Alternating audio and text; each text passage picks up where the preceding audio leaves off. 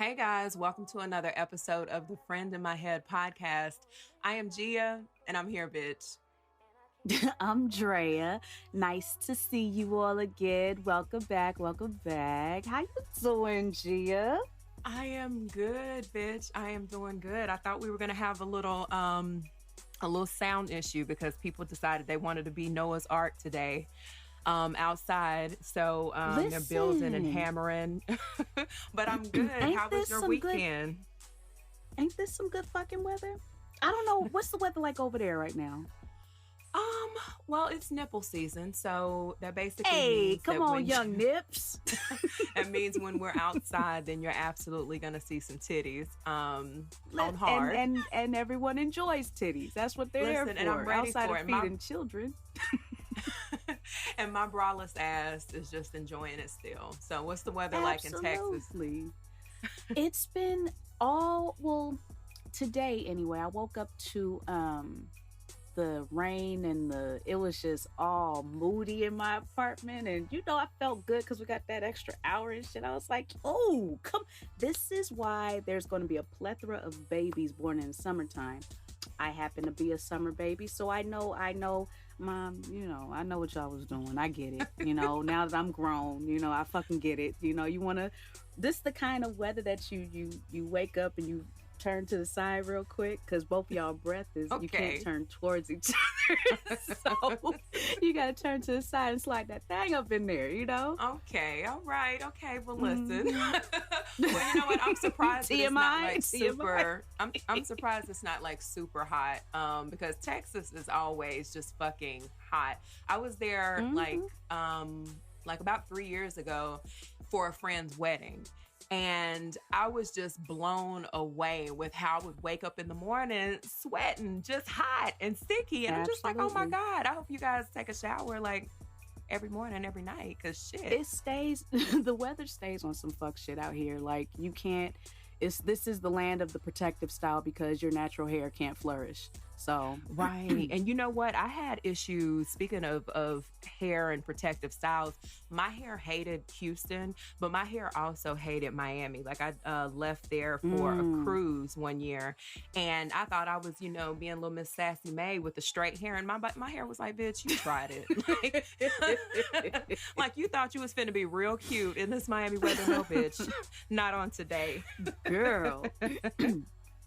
So speaking of, okay, I'm sorry. It's a random question. Maybe yours might be a little more relevant to life and things as they are. So go ahead. Oh no! It was about vacations. That's it. Oh, okay. Well, yeah. Let's go with yours. Listen, when you hear it. Sense to life, then you're going to be mad. So I'd rather go with yours. I was literally going to say I need another vacation. I promise it wasn't anything of relevance. I promise you. So this morning I was, sitting and staring off into fucking space as I tend to do. And I have a question that has been bugging me for years. So this may trigger, a few folks, and I get it. It is what it is.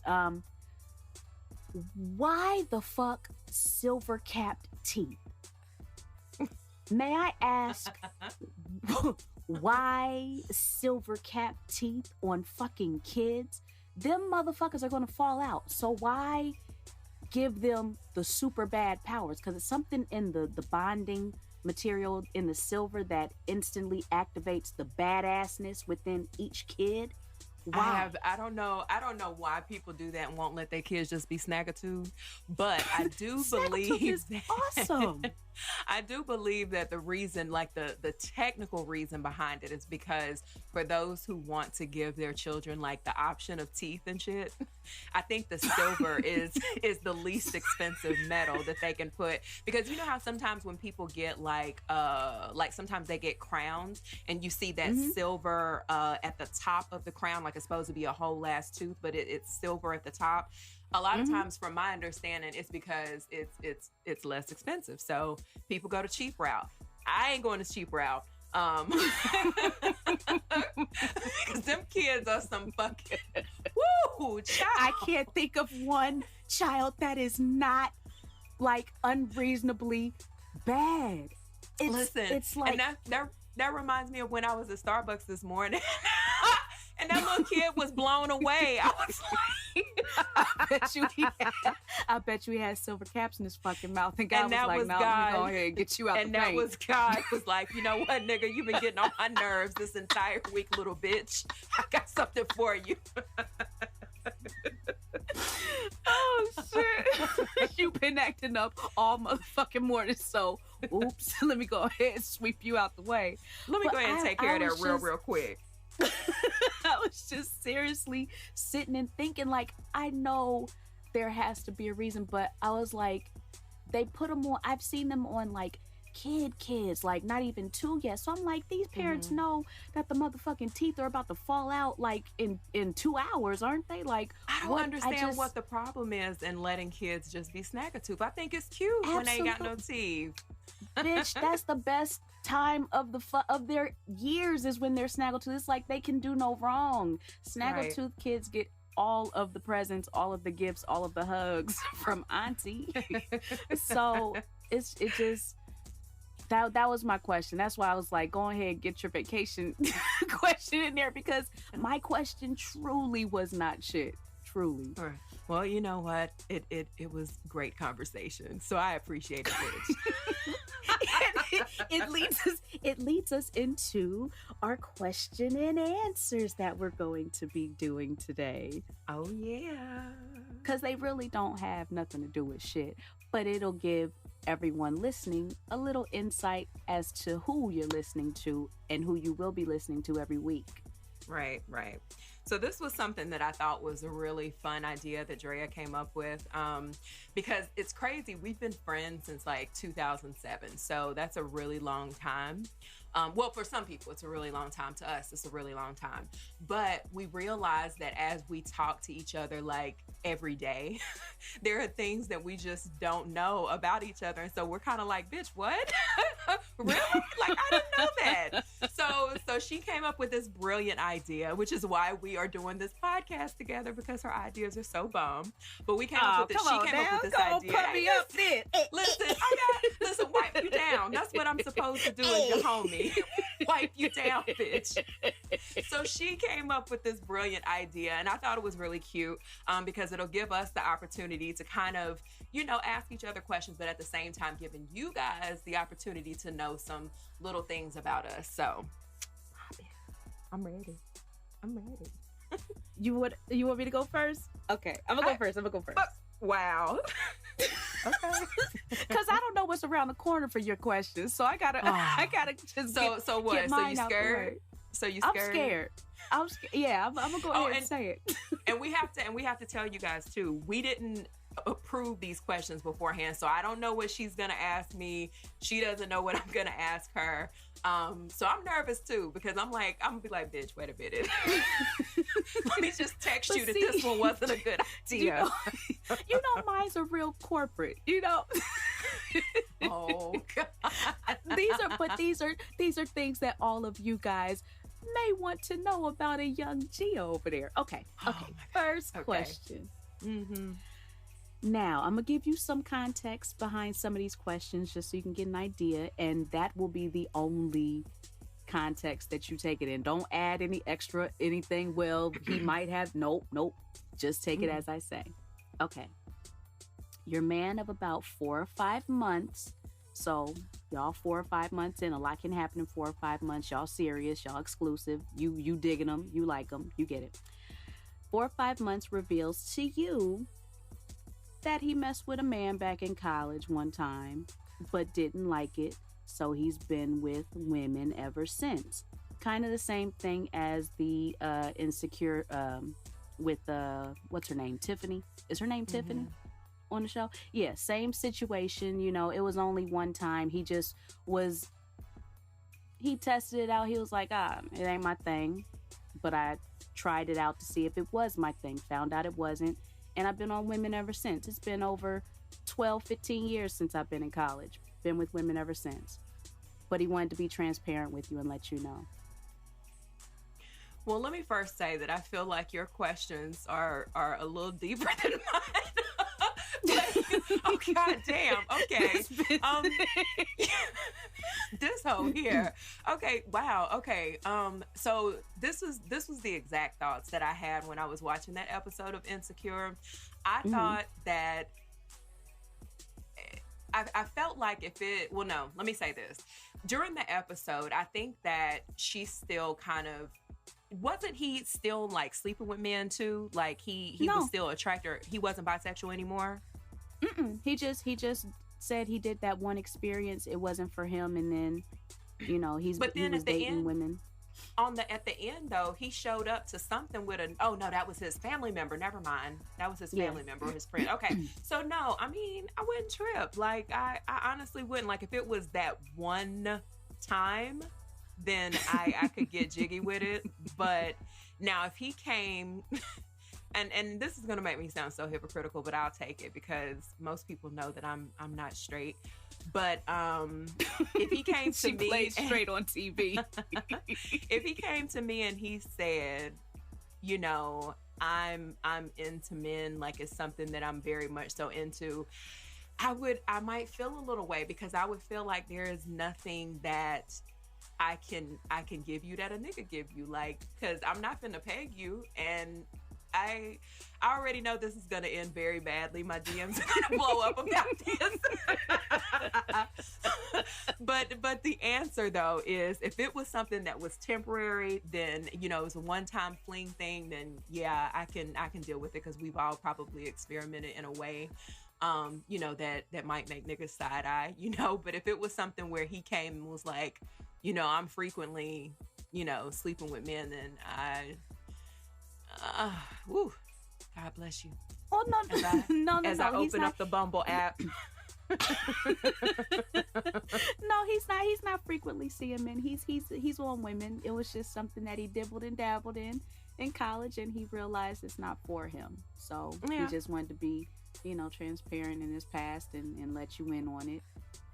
Yeah, if it was a one-time thing, I could be fine with that. Like that's not a big deal. I mean, because shit, I love dick too, so I get it. Like, Okay. I understand. So no, I wouldn't trip. I wouldn't trip. Okay, so my turn, bitch, my Mhm. turn. And this right here, like you, I'm giving a little bit of context because I was on XO Nicole's Instagram, and they Mhm. had like a topic where this guy had said something to the effect of, a man needs to pay for things like on an 80-20 Oh, thing, and shit. basically Come on, man. yes, bitch, This is so triggering. he was basically saying that men should pay like on an 80-20 thing, meaning the woman should give about 20% contribution to the household while the man takes care of 80%. And so a lot of the people that were in the comments, I noticed, more specifically the women, all women, were basically calling the guy a simp, saying, he's just trying to do this for likes, nobody gives a fuck. Like, why would he say that? So my question to you is, do you believe that a man and a woman should split the bills 50-50, or that the man is the provider and should pay the majority, if not all, of the bills? Okay. So this is the situation. While I would like, in an ideal world, yes, the man would, take care of, 80-90% of the bills, and I'm sitting pretty and cooking dinner in high heels and shit. But that's just not how life works out. So 9 times out of 10, we're probably both going to be working class. So I would assume that someone is going to pay the larger bills based off of salary. And I don't even want to say that because a lot of times I'm making more than whoever I'm dating. So I would think that if we are going to start living together and all that stuff, we got to come together on some budget shit and really find out what makes sense for the both of our salaries. If it comes to a point where we're breaking even, then okay, fine, we'll split the household bills down the middle. I take my car note, of course he takes his, and so on and so forth. But if he's making 2-3 times more than I am, baby, go ahead and hit that hit me with that 80/20. I'm pop locking in here like somebody can see me, but hit me with that 80/20, because what the fuck, why would we go 50/50 if you're making 2-3 times more than I am? So I can dig it. I think that, I mean, I know I ain't supposed to answer that. I'm not answering, I promise you guys, but I think no, you good, go on. I think that because of the way I was brought up, like my mindset is a little different, because my dad paid for everything. My mom's money was her money, and it was hers to spend any way she wanted to. And, you know, even when they go out, like, I've never seen my mom pull out her debit card. Like, it's always my dad with the debit card. He's always got the cash. And let me tell you this. One time, we had all gone out to eat, and my dad left he carries like a little, like a fanny pack thing, and he left come on, his Dad, money. Fanny pack. He left his money in the hotel. And he was like, to my mom, he was like, yeah, can you, get dinner and everything, and I'll pay you back, when we get back to the hotel. And my mom said, make sure you pay me back. I said, come on. You better collect what you're owed, Mom. I was like, Mom, okay. She said, I don't give a fuck how many meals you done paid for. I need my coin back. My mom, and as soon as we got back to the hotel, my dad literally handed her every bit of cash that she paid. Come and on. So I guess for me, it's just different. Like I love that. I just feel like, I don't know, couples have to do what works for them for sure. But the thing is, it's okay. I feel like couples should do what works for them and their household, kind of, like what you were saying. But I think also I would prefer a man who could allow the option. Yes. Meaning you got it, but if we decide to do something a little different, then that's one thing, but you got it and you can. Like, I don't know. I don't need a roommate, nigga. I don't need a fucking roommate. Oh, so. Come on. You're touching on some things. We touching on agreeances. Yeah. Listen, I feel like the men of yesteryear are no longer like they're like you said, moms, dads, grandparents, all that shit. The chivalry has been redefined in this new age man's eyes. They're looking at chivalry as I want you to split the check down the middle. If we go out to eat, why can't a woman take me out sometime? How come she can't? That's some old bitch nigga shit. Like, I'm so turned off when guys say, like, why you can't cater to me sometime? Okay, well, bitch. Yeah. Since you want to be the bitch. Let me peg you. Then I got you, bitch. Make sure you popping that hole later on tonight, since you want to be the bitch. Nigga. These men, they come in with that, whoever asks who out is who pays. That's the new, like, this is what we're moving into nowadays. So it's like these men that feel offended when a woman wants to pay for something, when a woman, is doing anything outside of what he views as a woman's ways. Those are far and few between now. You have these equal opportunity men and men that want to be taken care of nowadays, and it's like they don't fit the mold. They don't fit the men of yesteryear's path. Yeah. They don't fit those shoes. So I have to now rethink how I approach situations because of that. Like I can't realistically go into this hoping and because I would love to meet someone that thinks the same way that your dad does, as far as he doesn't let his woman pay for anything and all that stuff. I think that shit is dope. That's beautiful. Like, yes, let me be the woman. Let me grab my purse and stand up and go when I'm ready to go, not grab my purse and grab my wallet to pay for everything. I don't like that. And I've become so kind of not trained, but I've become so used to doing that where it's second nature now, and I hate it. I hate that it's second nature, that I have to feel like I need to grab my wallet for some shit that I shouldn't be grabbing for. It's because these niggas ain't shit. They ain't even, Ooh, they just honey. hoes and not even tricks. No, ooh, that left a bad taste. Okay, Okay. so my second question, Mhm. when you, like I said, they're all, these questions are all over the board, Mhm. but I don't know this about you. So, Okay. when you feel anxious or overwhelmed, what do you do to gain clarity and a bit of peace back? Short answer, I take a nap. Mhm. I think Okay. I think that adults do not do enough napping because I feel like we live in this society of people, especially like the millennials and then the people that came before the millennials and even the ones came before that. We have like this stupid ass thought process that says, I'll sleep when I'm dead. I no, fuck Mhm. that. I want my nap right now, nigga. Like I don't care if I take I don't care if I take 2 hours out of my day from brainstorming, from working, from whatever it is. Like I appreciate a good nap. Outside of that, I'm kind of old school. I'll start cleaning and listening to music like until Mhm. I can sort some things out because I have like a real issue with with anxiety along with my fun depression. Ain't that the bomb?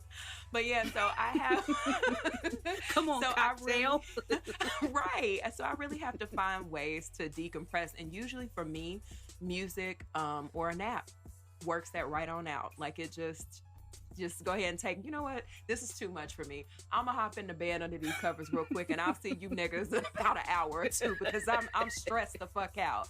And I even though it feel doesn't you. make it doesn't make it disappear by the time I wake up, but it does allow me to once you close your eyes and go to sleep, your mind isn't on that thing anymore. So when you wake up, you're a little bit more relaxed, a little bit more Mhm. refreshed, and a lot of times that can help you think with a clearer head. So Yes, yeah. yes. Okay. So I am a Good supporter to of know. naps, Okay. bitch. Okay, so okay, so my turn. Mhm. Ooh, okay. I love this question right here. Have you forgiven the last Oh person who shit. completely broke your heart? Oh. Oh, I Cause see. bitch, This you're is not gonna just be deep on you're not just gonna be deep on me, bitch. You gonna get some of this I deepness. I see this is taking a turn for the for the therapy route. Uh oh shit. You know what? I will say, based off of Andrea today, in this moment, I will say maybe about 80% of my heart has forgiven that person. Mm-hmm. 80% strictly because some things still trigger me to where I get um sad. Mm-hmm. So I feel like if I still have emotion or anything kind of attached to that situation when I think about the past, then I feel like, in my mind anyway, I feel like I haven't gotten over it. I haven't forgiven. I haven't, completely worked it out in my head and in my heart. So I'll even give it 85 tapping on 90's door. Mm-hmm. Because it's not too much that still triggers me anymore, but I have my moments, particularly around my cycle, where my hormones are like, "Oh, bitch, you about to get these tears out today." Where I'll hear a song and it's like, "Oh God, oh God." I'm falling out in the bathroom like, oh, if somebody had a camera on me right now, they'd fucking die because it comes out of nowhere. I'll be doing my eyebrows, bitch. Next thing I know, I'm on the floor with one eyebrow and I'm crying. I'm just a mess. But yeah, for the most part, I would say give it about 87%. I'm good. They've been forgiven in my eyes, and I'm able to move forward. I'm able to interact with them without, the same sad. I guess forgiveness to me is I'm not sad or angry anymore. So I'm Okay. still able to interact with this person now without being sad, without being angry. And so yeah, 87%. Damn, you done bumped up from You from went 80 to 87, to right? 85 to 87. I told you it was tapping on 90s door. It was tapping on it. Take them leaps, then, sis. I can still see him. You know, we cool. We cool. What about you? Let me put a pause on my question. What about you with that one? No, I'm not. I'm definitely not there yet. I mean, mine is more familial. You know, so no, I'm not there yet, but I am in therapy every week and I'm working on it. Like, I think that when it comes to forgiveness, I think that you have to get to the point in forgiveness where, you know, that you have to understand that that person acted in a way that's familiar with them. And a lot of times how they act doesn't really have as much to do with you as it does their own trauma and their own, like, how they feel about themselves. And I'm still working on understanding that about, you know, the particular person that I haven't forgiven completely yet. I would say that for me, I'm probably about, I would say I'm about 30% there, and I only give it 30 because, again, in my mind, I have a tendency to try to say, you know, this person has gone through some trauma too, and so they're inflicting trauma, but that 70% that doesn't allow me to says, bitch, you are of age, you know better. You know that you have to do better, little nigga. So, you know. Got you. Okay. So almost. Okay. 30 ain't bad. That's at least a start, you know? Right. Okay, so switching lanes, I want you to describe the worst, oh honey, the worst sexual experience you've had. Oh my God. We want story time, bitch. Oh my Lord. Okay, so I'm gonna try my best to. I'm gonna keep this super brief because I think that people who have been following me for a couple years, they've heard this story like so many fucking times. But I'm gonna keep it super brief.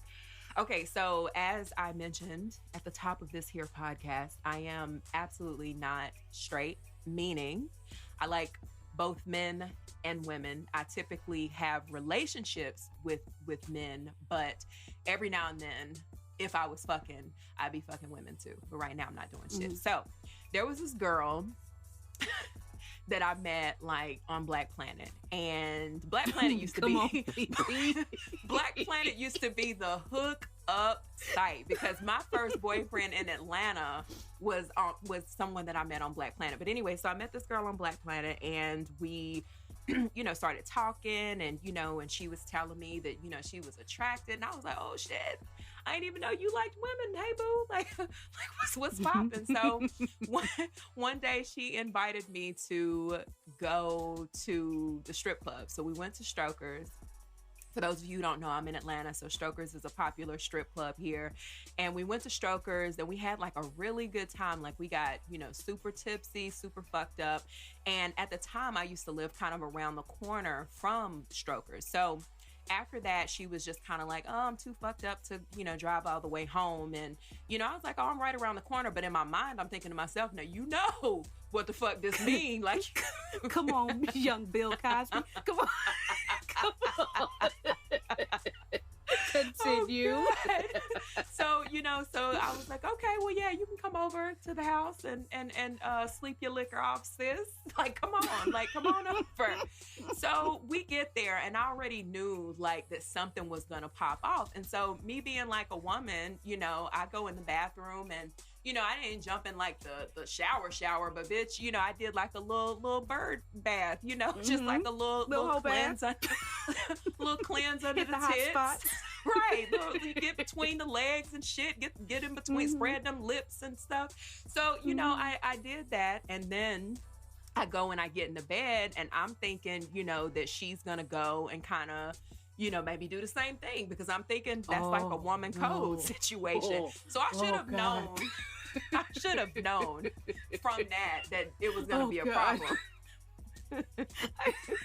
So she starts, doing the little fill up and everything. And then she was like, she wanted to 69.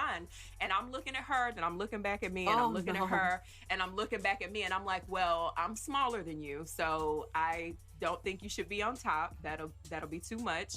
So, let me go ahead and get on top. So get on top. And she, begins going to town. Now, before I, get to her, I'm trying to be all like, she just dove into the pussy, like just in. And so I'm trying to like kiss, like her little kneecap and, kiss the side. Get away from me.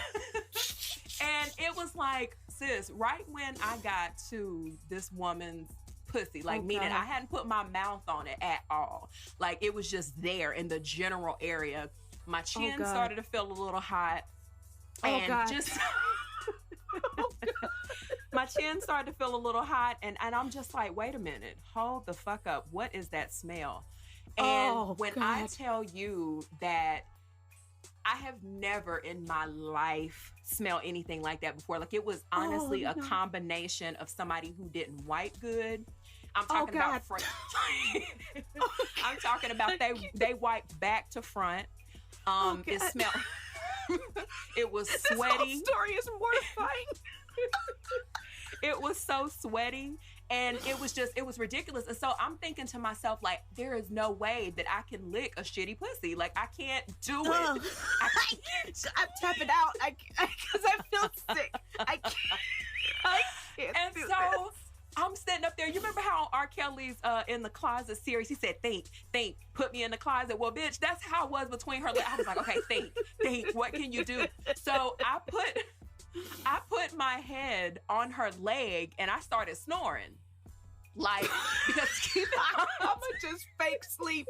I'm so tired. I told you naps help with everything, bitch. Selling you.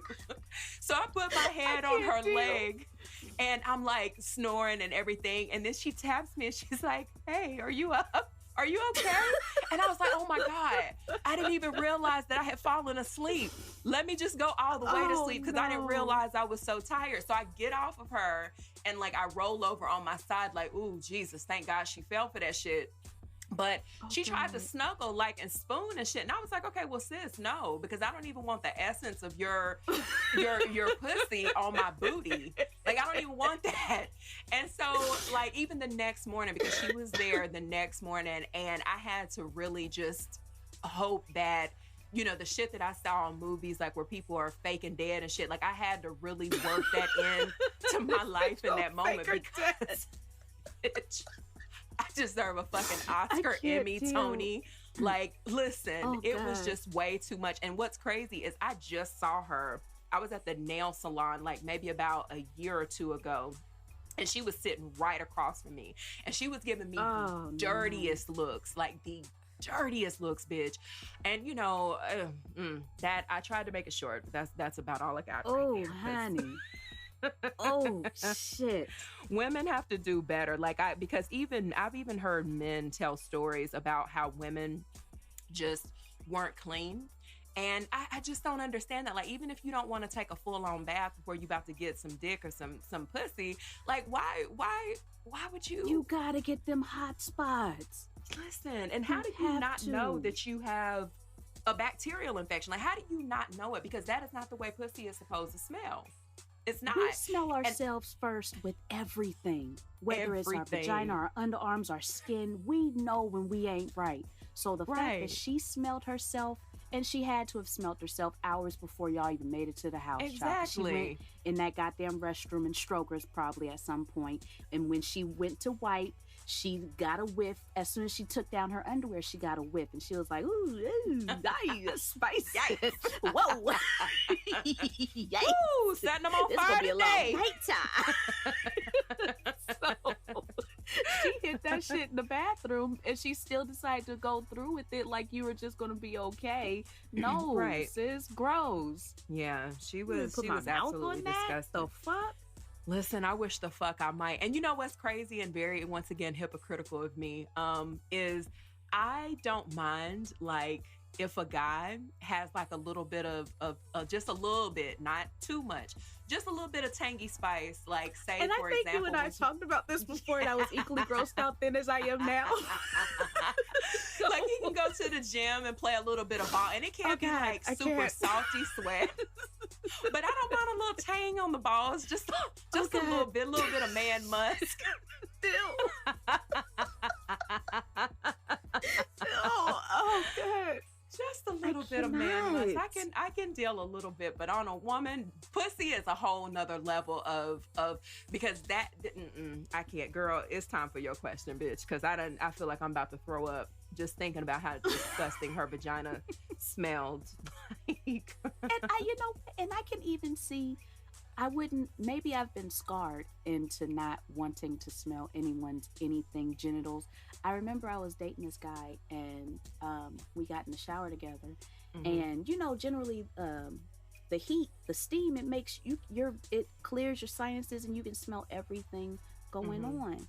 And you smell what the fuck you're about to wash off. You smell that you come from outside. You smell like outside. It's going to intensify in the shower.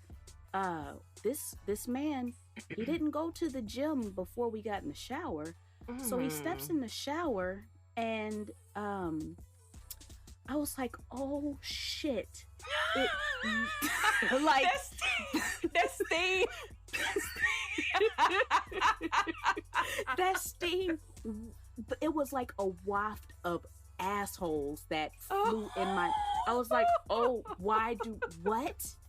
I don't want to, like whatever sexy stuff I thought I was going to get in the shower, I'm completely soaked and soapy, but I'm completely dry, bitch. Get out. I'm good. I am so good. And ever since then, I was like, I don't want to smell anything. I can't. Okay, go ahead. I'm sorry. That was a little sidebar. No, you're fine. I'm still tripping about the steam. Just it's like knock bitch. Knock bitch. Before we get to the soap, told everybody's truth. Wait till you get a load of me, bitch. Exactly. Oh, and God. I've been scarred ever since. I get you. I get you. Okay, so if you met a man who literally checked off everything that you wanted, like this nigga was perfection from top to bottom in every sense of the word, except he had a 3-inch penis erect. Oh, God. Here we go. Erect. Oh, God. 3 inches erect. Oh. Could you still be with him? This is the thing. I like to consider myself an understanding woman, but I feel like, oh God, 3 inches erect, 3 inches erect. That's important. Oh shit. Like he checks off everything on the list, Drea. Like he's the height you like, the body build you like his personality is booming. He is willing to pay all the bills, no 50-50 shit, and he's not gonna make you feel, he's not gonna make you like how I brought that full circle moment back, but he ain't gonna make you pay for shit. He supports your dreams. He's very supportive of everything that you want, like even with the stuff that you want to do business wise. He invests in you, like he prays with you, my nigga, like he takes you out. He's very thoughtful, remembers the little things. Oh, okay. Because I know you about to let this Audi fuck you. This Audi belly button is about to fuck you, and you are disgusting. This is the thing. So a little bit about me. Now, Andrea likes a nice, healthy young man betwixt the knees, but I think that I could make 3-inch work because honestly, I've had an ex of mine, sorry if you're listening, but wait, did you say his name? Got going. No, I said an ex of mine, but he gonna know who he is because he you know what you got going on. This shit ain't big, but so And it wasn't 3 inches, but it was a good, five, 4.5, 5. I'm sure I didn't measure it because I was like, I was already like, oh, he's my everything, and that's how I know going in this question. I know it's possible because I was able to deal with the small one before. But see, So 5 inches ain't 3 inches though, sis. 5 inches is 2 inches bigger than three. So we have to keep them numbers in mind. Like, I mean, you said I oh was able God, because listen, like even with if you're going up the scale, 6 inches is different from 8 inches. That's still a you're right. big difference, you know. You're So right. so you gonna let that Oh Audi belly shit. button nigga fuck you? Yeah, I got You're a to, because good. Wow, you if a he's good. That's a checking off, good if man, he's checking Savannah. off, that's a good man, Savannah. So listen, if he's checking off literally every single point on my list of what I want in my partner, and that's something that he can't control, I gotta just go with it. Cause I'm sure Mm. if I'm checking off, I have shortcomings as well. I'm not perfect, so Mm-hmm. I don't think that a You're perfect perfect to me. man exists. If I wouldn't know how to fucking act, do you know? I would probably be in jail at some point if I found a man that checked off everything on my list Uh-huh. and he was perfection in my eyes. Oh, bitch, you breathe in his direction. You know that, bitch. Boom. Now I gotta kill you. So no, I can't. I can't handle anything like that. So 3 inches. It's gonna keep him humble. It's gonna keep me in check. And boom, we can coexist and live happily ever after. So there's other things that we can do. I tend to have my orgasms through clitoral stimulation anyway. So go on, get your. I need you to pretend, act like you the bullet, baby, act like you the bullet, and then boom, get the, just do the jackrabbit on my little clit. You all right? Oh God. Oh. Mm. Okay. Yeah, Mm. yeah. Oh, yeah. Shit gets real. It You're a gets good real. woman, Savannah. You're a good woman. I'm just saying. I'm just saying. So wait, speaking of men and relationships, in your relationships, do you like your partner to be spontaneous or more structured? It depends on what the spontaneity is dealing with versus what the structure is dealing with. Now, when it comes to one of my love languages, receiving gifts. Mm-hmm. And so I love spontaneous gifts. So it doesn't have to be, I don't want you to think that you can only or you should only gift me, say, for example, for my birthday or for Valentine's Day or for Christmas. Like I love spontaneousness or spontaneity in that.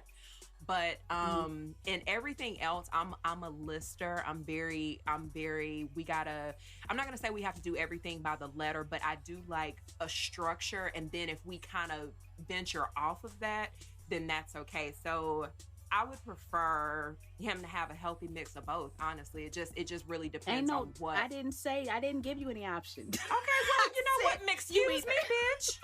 me, bitch. Excuse He's me. either spontaneous Okay, I'm gonna go. or I'm he's gonna go with. structured I'm as gonna go fuck. with structure. Then I'm gonna definitely go with Okay. structured. Mm-hmm. I mean, Now, see, I goddamn. guessed what your answer would be before I asked that, and I Mm-hmm. figured it would be structured because I was like, no, this bitch likes lists, so I think she would Mm. want her man to be, kind of in the same way. Right. So, I'm yeah, definitely a list person. I'm definitely the type of okay. person that, let's write this shit down with some bullet hole. I mean bullet holes, bitch. Look at the She thug likes in him a me little coming hood out. too. That's okay. Look at me waving the 4-4, kicking in the door and shit. you know, gotta keep it real in the relationship. Let them know that she ain't about that shit. I get it. Yeah, so definitely, I'm gonna definitely go with structure for sure. If since I can Okay. only, since you done made the rules and chat, Yeah. Absolutely. you basically told me ain't no. no. Well, if he's this, he could be a nope, either or, bitch. That's it. Okie dokie. Besides physical appearance, what are the top things that you look for or look at on a dating profile? Oh. I think on a dating profile, I think the first thing is, do they say anything funny? Because outside of a man being intelligent and all that stuff, I love to fucking laugh. Like Mm-hmm. that, you could laugh panties off of women easy, which is why so many comedians, they get these badass women because they laughing the draws right off of them. So it's like, if Mm-hmm. you can make me laugh and keep me laughing, you got my heart. So that's one of the first things I look for, is if they say anything funny or something that speaks to my sense of humor in their Mm-hmm. profile. Um, is that all, Andrea? You you don't look for much. You don't ask for much, apparently.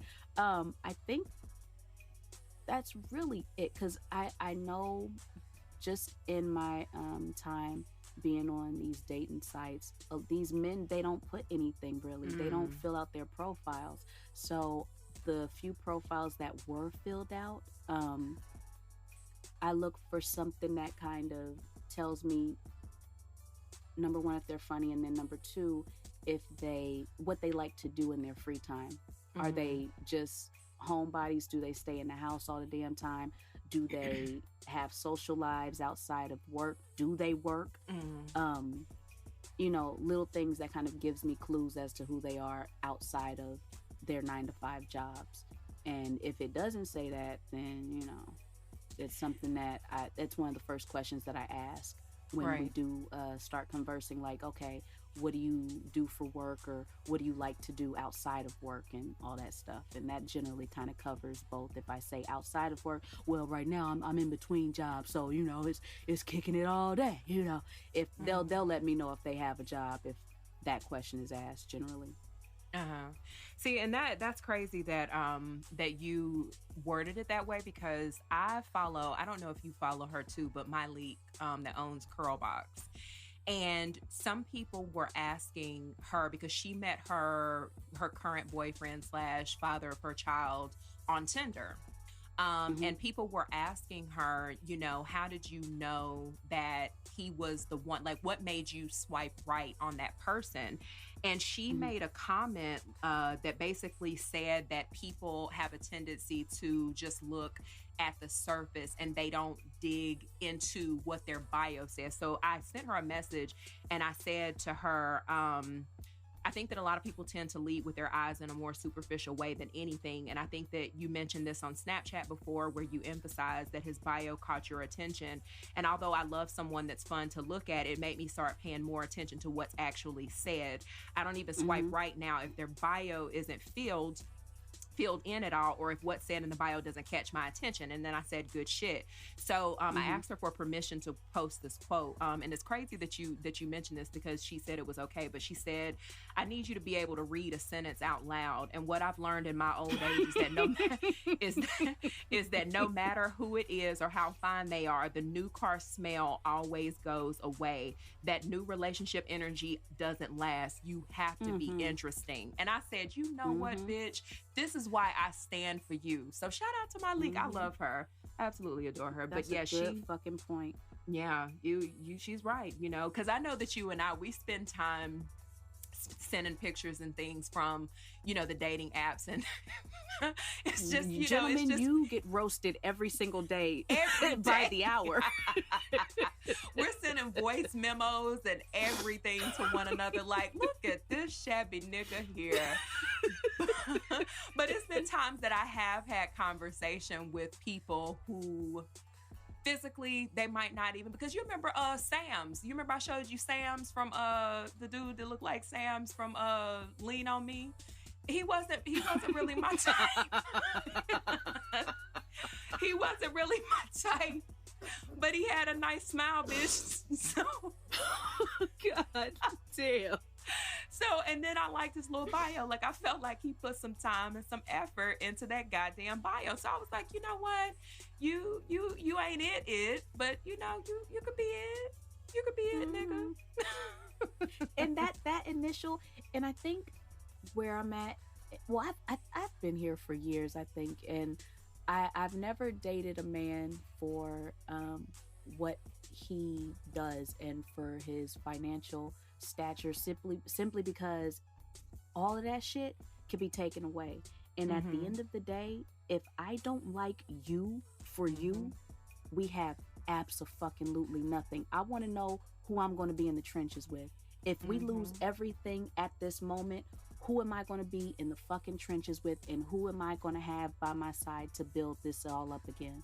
If I can't be with you in that way, then this will never work. And clearly, you know, I'm single, so it's not, these men haven't been someone that either they felt they could build from the bottom up with me, or me them. So I look at that, and especially at the age that I'm at right now, like if you only want me for the good times, or if you only want me specifically for my looks or what you think I can bring to you, baby, we'll never work out, because all of this shit could be taken away. Every single last one of these things. And when it does, if it ever does, let me knock on wood, if it ever does, I want to know, who are you at the end of the day? Are you, you know, going to be my ride or die like I am for you? And if you don't feel that in your heart, if you don't feel that you could be that to anybody, baby, let's not waste each other's time. So I definitely feel like I look at people, and I talk to people and I try to get to the very core of who they are, outside of what the fuck they look like, what they drive. I don't give a fuck about none of that. It's cute, have your car, have your nice house, that's awesome. But who the fuck are you? That's all that I fucking care about, because I can achieve all of that. That's fine. Your money is your money. My money is my money. That's fine. We like buying nice things. Awesome. We like going on trips. Awesome. But who do I have as my partner? I want a teammate. So if shit ever hits the fan in your family and my family, between the two of us, I want to know that I have somebody that's down for me like I'm down for them. Amen. Amen, Sister Soldier. Come on, somebody. So we're going to be taking up a collection offering at the end of this. You know, you niggas feel free to hit our Cash App, because, you know, ooh, come on, somebody. I'm here for that. It's on a Sunday, too. Come on now. So my question to you, what is one weird habit that you do when you're alone? We all got them, bitch. No, we definitely do. One weird habit. You know, if I have something that's on my mind, I will there's two things. Well, it's the same thing, but it's two things. So if I have something that I'm really stressed out about and I really need God to beat his damn feet, I will talk to him like he's in the room, and answering me, bitch. I will have a full-on conversation with God and be like, so if someone were to ever walk in my house and hear it, they'd be like, bitch, who the fuck you talking to? I'll be like, me and God. Me and God, bitch, me and God. So I will talk out loud to God, and I don't talk, I'm not the praying type, meaning I don't say, dear Heavenly Father, I come to you today for, no, I'm not doing that shit, because my knees are bad. I'm old. I don't have time to be on my knees for anything other than sucking dick. But anyway, hey, I'm just kidding. God, don't punish me. Don't block my blessings because I'm being a heathen on today. But yeah, so I definitely talk out loud to him, because I just think that you have to go to God in a way that is personal for you and him. And so I feel like, if you approaching him on some fake shit, then, everybody know God petty as hell. He got a t-shirt that say, nigga, I am petty. So I think that it's, I do that. But then also I think a weird habit that I have is I will say stuff to myself out loud. And it's just because it helps it to sink in a little more. Say for example, I'm online and there's something that I want to get, and I know that I don't need to get it right now. It's not going to help or hinder, if I have it now versus if I wait. So I'll say, bitch, don't you fucking click confirm order on this bullshit. Because I just think, and my mom said that I've been saying stuff to myself out loud since I was a baby, since I was 2 or 3. I would say stuff out loud and she would be like, is my baby talking to herself? Yes, mommy, I am. The fuck? Because when ain't nobody here, I'm all I got. So yes, Come on, young soldier.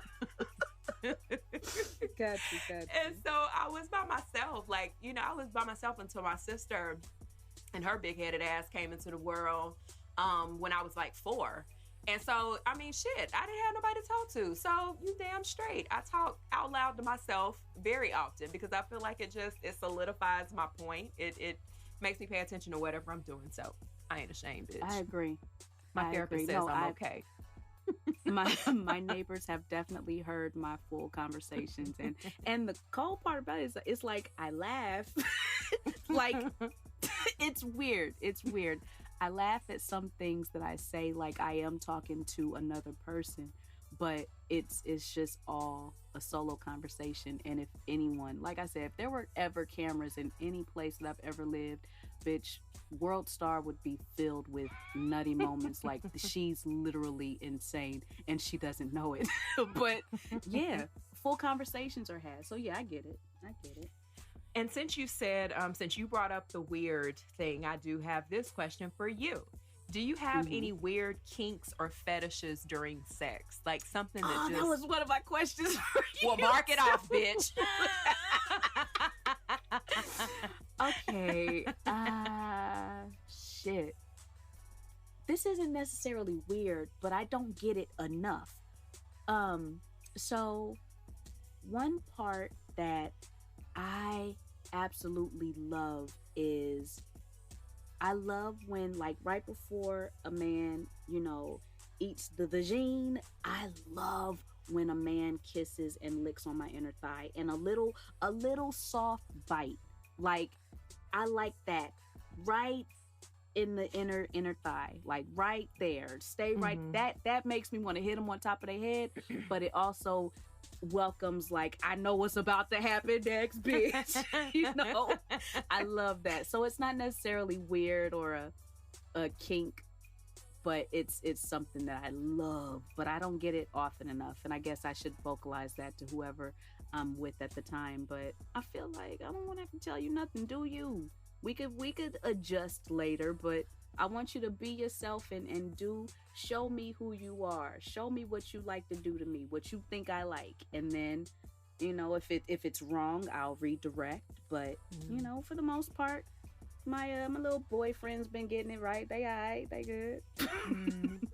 I don't know that I have it. I'm really trying, because when I wrote this question down for you, I was saying that I don't know that I have anything that would be considered weird or kinky, because I think that for the most part I'm pretty vanilla. Like, I mean, I think the craziest it probably gets for me is I love talking. Like, just say some old gritty, nasty ass shit that if somebody was to walk in the room and hear you saying it, you would be embarrassed. We'd both the fuck be embarrassed. Like, and then I do love to be, like, I do love a little chokey choke every now and then. Now, don't get carried away, bitch, because I will need them nuts. Was that your way of making it sound cute? Chokey choke? It's actually... Yeah, I will need them nuts if you do it too. If you go too far, bitch, I will need the fuck out of them nuts. So you can go ahead and try it on me if you want to, baby. But for the most part, I think, since you had it down to ask me, I think I'm pretty vanilla. Like, I don't have anything that I can think of that would be considered like, wow, that's kinky. Like, the kinkiest thing I've ever done was like snowballing. Like, I think that was pretty nasty. What is snowball? Oh, bitch, allow me. It's where it's where a dude like nuts in a girl's mouth. Well, it can be, all niggas. It can be 2 niggas and a bitch. It can be 2 bitches and a nigga, like whatever. But it's where a dude basically nuts in a girl's mouth, and then she kisses the other girl, or she might spit it in her mouth, and then the other girl puts it back in the original girl's mouth, and then it can go back. I got it. Oh, God. And then somebody's got to swallow it. Oh, wait. Oh, God. Oh, God. I think that's the worst. That's probably the worst thing that I've ever done. Oh, God. Oh, my stomach is turning. I cannot. I cannot. I cannot. Oh shit. If I was the last person on the end of that snowball, that would be the day that I tap out. Like my whole soul's gonna just leave my body because that I can't even bitch, if I can't smell somebody stinking ass in the shower, I cannot be at the tail end of the snowball. I cannot do it. I'll start it off. I was pretty high. I was pretty high. I'll say that. I was definitely pretty high, but as it was happening, I was just like, oh, that's go right. Okay. That's what we doing. So wait. So now I gotta swallow this diluted cum plus your spit? All right, girl. Okay, girl. Oh, Hattie, that's sorry. You a trooper. I'll give it to you. I'll give you that. You a trooper. Listen, so if my future hubby is listening to this right now, don't expect it, bitch, nigga, because you not getting it. Okay. That was a one-time thing. That was just I'm young and dumb and literally full of cum, and I'm not. That's it. I'm not. That's it. No. So wait. What is your biggest sexual fear? This is one of my questions, but what is your biggest sexual fear? That I will that I'll end up with a dude that cannot make me come. And that, oh man, yeah, because like I spent the biggest portion of my, first of all, I became sexually active at 13, all right, and then I took like a little break, and then I got, into it again. I was like, oh, this really isn't all that, so let me stop again. And then I got in a kind of a long-term relationship, and I think that, I spent a great deal of my 20s faking it. Like, I've had conversations like with dudes, like now that I'm in my 30s that I slept with, in my 20s. And, they would always say, yeah, but you try to make some kind of little bragging comment. And I'm like, but wait, you didn't even make me come. And then they would say, gotcha. Oh, so you trying to, gotcha, bitch. And so they would make like little comments and things and say like, oh, so you trying to say, when we did this or that you didn't come. And I'm like, no, I didn't. Like, I faked it. I promise I did.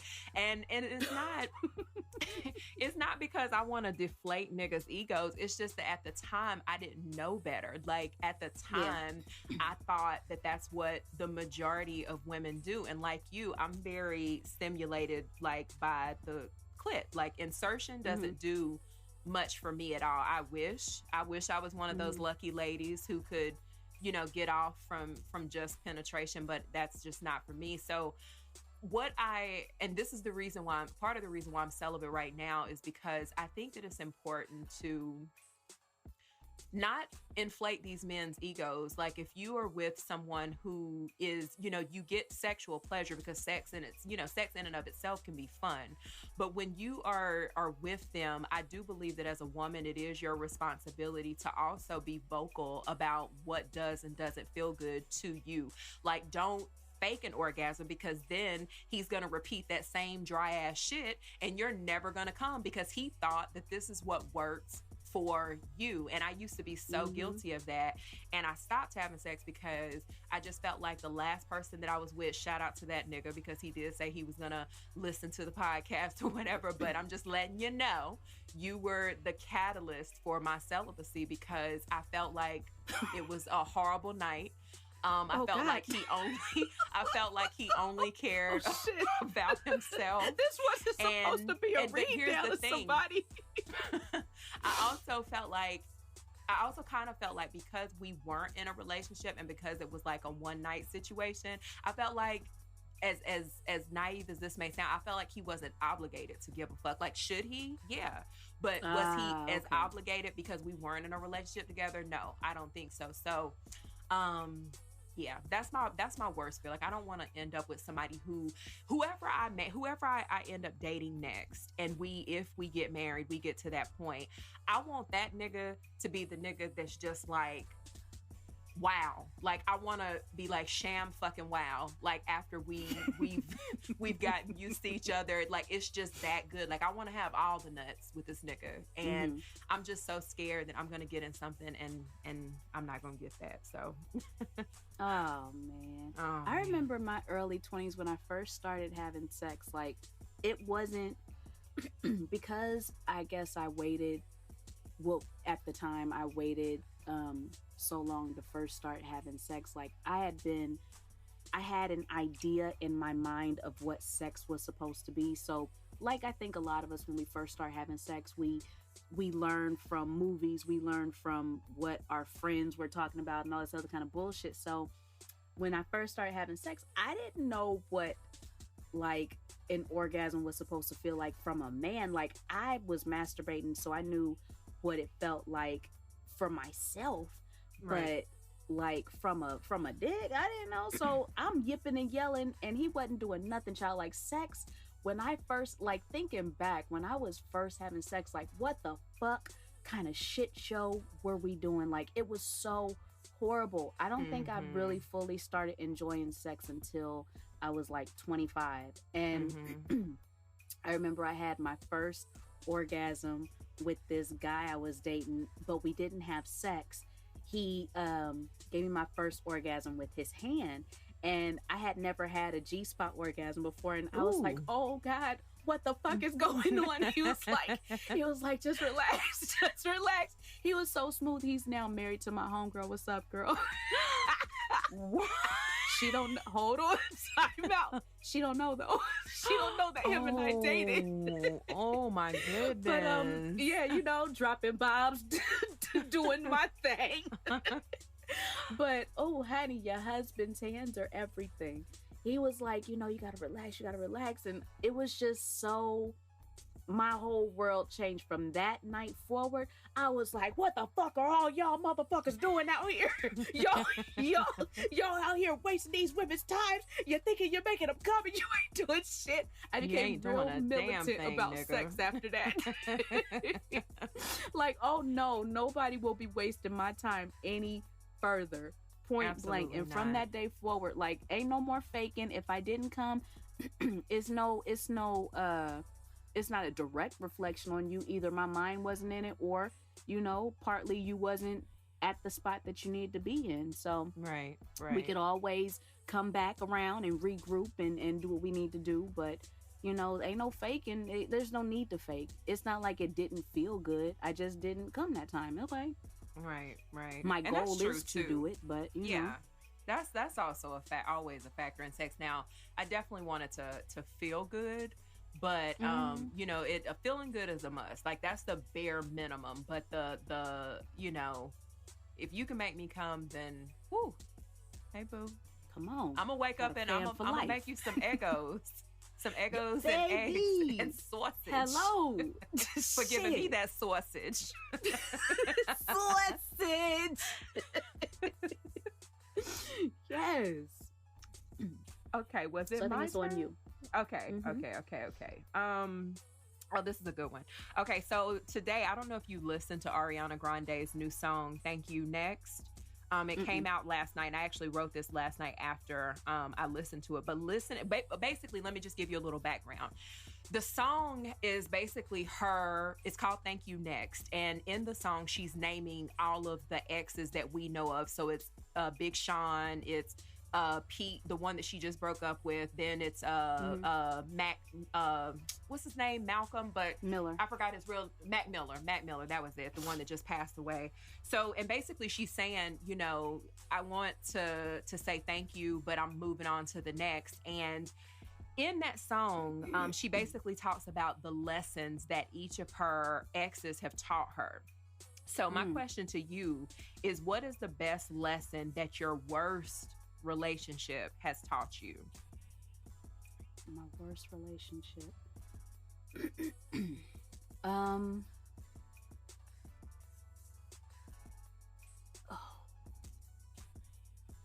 The most, I would say all of my relationships have taught me this, and surprisingly, it's a lesson that I refuse to learn. But it's been blatant, like, Andrea, sit your ass down, like, you keep doing this. Okay, so I am by nature, I'm very giving. I want to see everybody win. Everybody in my life, I go above and beyond to make sure that they're good. I make sure that they're comfortable. I try to make sure that they're happy at all times. So in that, I tend to put myself last. I tend to kind of wear myself out in order to make sure everybody around me, everybody that I care about, is good. And that trickles into my relationships all the time. So I think with my relationships, all of them have put a spotlight on that fact, and I have gone above and fucking beyond to make sure that these guys that I'm with are good. Like, wherever you lack, I'm picking up the slack. I'm gonna make sure that you good, and in turn we good. And it always rears its ugly head every single time at the demise of this relationship, because they get to a point where they feel like they don't have to try, they don't have to do anything, because good old Andrea, she picking up the slack, she doing what she need to do, you know. And it's like, I don't want to say they get lazy, but they feel like they don't need to do anything because everything has been sort of laid out and kind of red carpeted for them to not do anything. And I see it, I recognize it, but this is something that is I treat everybody the same way. And I'm learning as I'm getting older, I'm learning that I can't do that. And it takes a toll. It takes a physical at times toll on me, where I'm getting migraines. Like it affects my body in a physical way. And I don't realize it's that bad until I start feeling bad, you know, until my body starts physically reacting to it. So every single relationship has taught me and has put a spotlight on that fact that I am doing too motherfucking much in the name of seeing them succeed. That's deep in a motherfucker. That's like deep. That hit the bowels deep, bitch. That's been my one downfall, I think, and maybe could be the lead to the detriment of my relationships that I've been in. It's like I push them to be the greatest version of themselves, but at the detriment of me. And then, you know, here they are, they at the end they flourish and they got a good head start on life, you know, they good, and then here I am, single, still doing me, still trying to work on it's almost like I have to start from scratch. Like, okay, it's like raising a child. They take their first steps, they're walking now. You got to make sure ain't no fucking all the plugs are covered, all the, you know, make sure all the damn edges aren't sharp and all this other kind of stuff. And they're taking their first steps into the world, and they're growing up in front of your eyes, and while you're trying to help them grow up and be, you know, just these little humans that are just finding themselves in the world, your life is kind of passing you by because you're focused on them. And it's always like that. Everybody that I care about they hold a high place in my life. So I try to go above and beyond to make sure that they are set, to make sure they are good. And I have to start from scratch each and every time. Well, myself anyway. Okay. I think we talked about this before too. It's like, a fucked up. Yeah.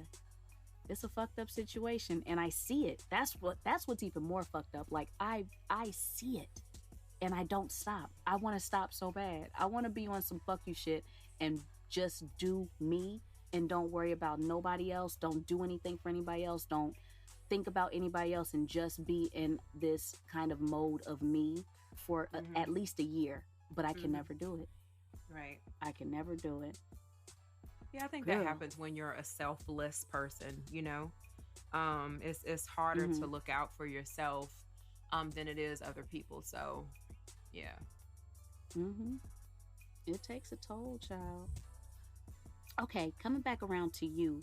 What do you like most? What's one thing that you like most and one thing that you like least about your personality? Ah, God damn it. um, I think what I like the most is that I don't always take myself so seriously. Like, um, I mean, I guess that could encompass a lot of things, but I just don't take myself too seriously. Like I allow myself to have fucked up moments, and then and I recognize those things, and but then I just move on. Like I've learned over the years not to dwell on that type of thing. Mm-hmm. And I also like the fact that I guess I'm kind of fake funny sometimes. Like I don't really see myself as funny, but every now and then every now and then I'll say something and I'm just like, okay, bitch, like that was a good one. Like I like that. Write that down. That's a t-shirt moment. I can't. But what I like the least, like I could go on and on about this, but I think what I dislike the most about my personality is, and I actually did like a little random impromptu podcast about this. If you guys hadn't listened to that, it's in the link on my Instagram bio. But in that, I talked about being very temperamental. Like I have a really, really, really bad temper, and I'm very easily irritated. It's really easy for me to be, defensive or kind of take things in a way other than what it was meant.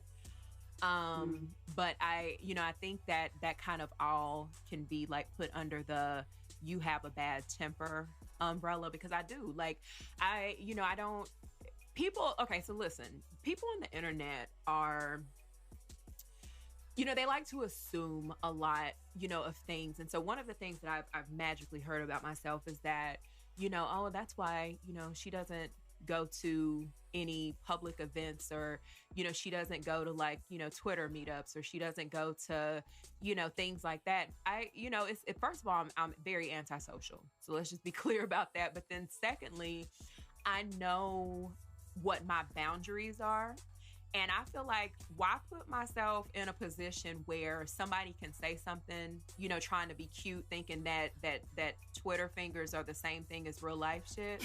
Like, why put myself in a position to potentially get arrested or to potentially become like a world star video for you guys as entertainment? So I know what my boundaries are. Like, I know that it's very easy to set me off. So why would I intentionally put myself in an environment where my first thing that comes to mind is to want to fight? Like that's just, okay.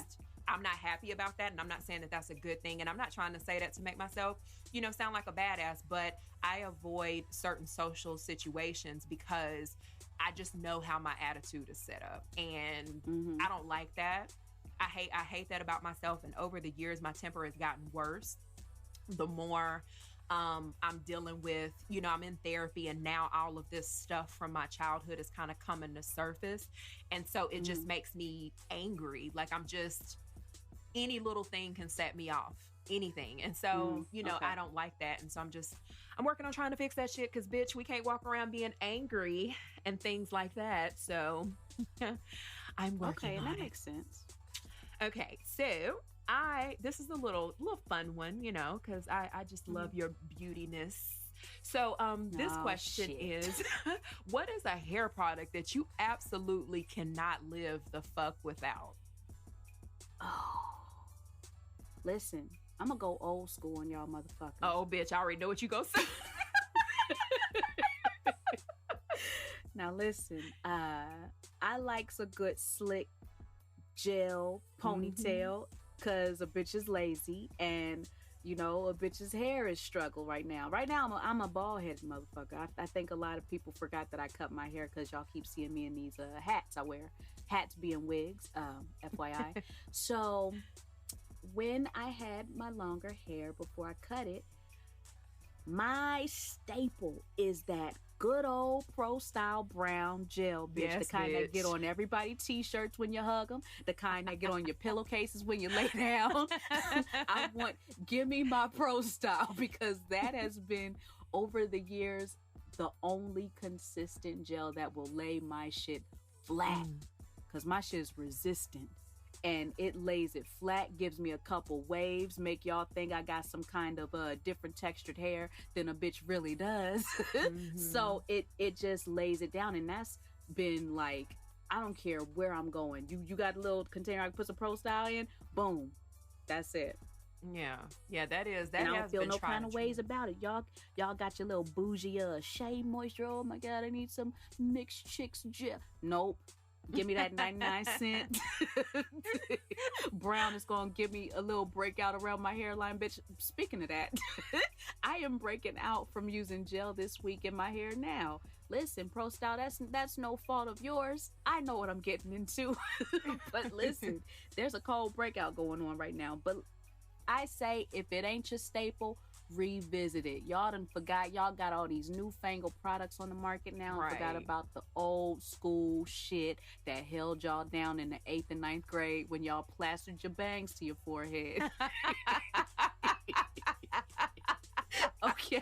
Hey, bitch, that Pro Styler gel was literally like the swoop god, okay? Like, if you needed to get that good swoop, bitch, you get you a nice 4 fingertips worth of that shit.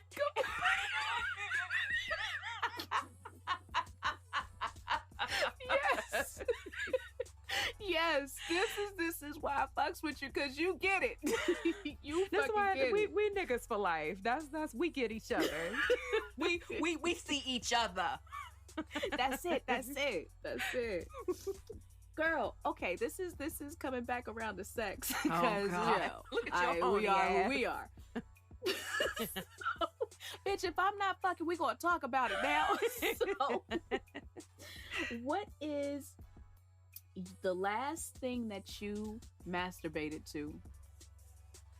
I always. Does a bitch have props? Like, what do you do when you masturbate? Do you think about old sessions? Do you use video? Like, what's your go-to? Let me tell you what my masturbation graduated from and to. Like, when I first discovered masturbation, it was all in my head. So I would think of things, like I would think of different scenarios, and then it went from that to, I would look at like pictures on the internet, like different pictures or whatever. And then it went from that to video.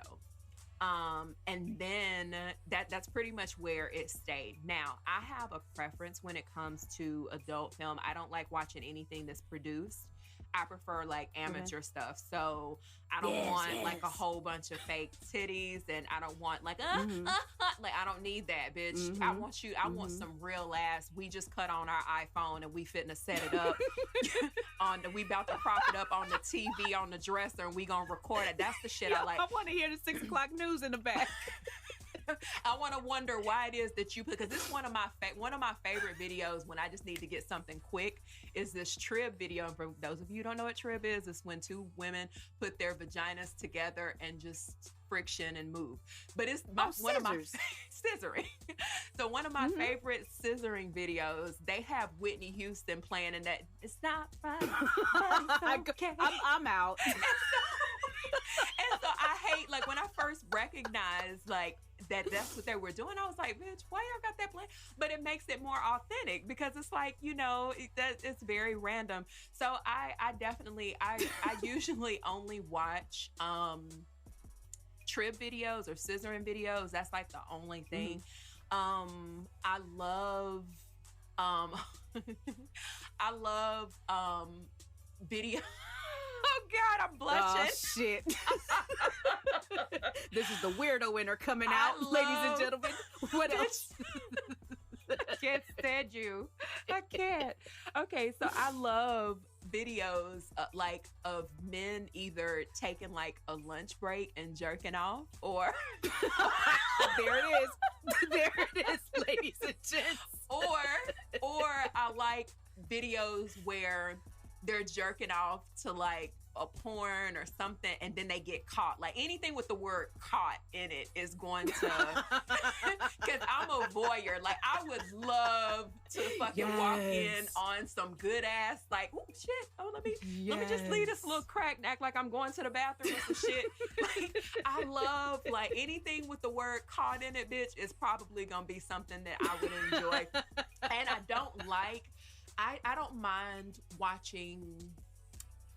Yeah, well, I'll say I don't like to see skinny people have sex. Like, so if it's like a scissoring video, it can't be like even one skinny girl. Her hip bones and shit. Yeah, that's a ton. And no shade to any. Shout out to the skinny ladies. I'm not jealous and not hating. I don't. It's not a thing for me. She's like not I like sexually aroused by you. Right. I either like to see like a thick woman, or I like to even see like a slightly, like a bigger woman. But I don't like to see like a muscular girl. Like that's definitely not a turn on to me. Like, so yeah, like I like a good sit, like put them legs together. I can't deal with you. Put them legs together, make them coochies clap.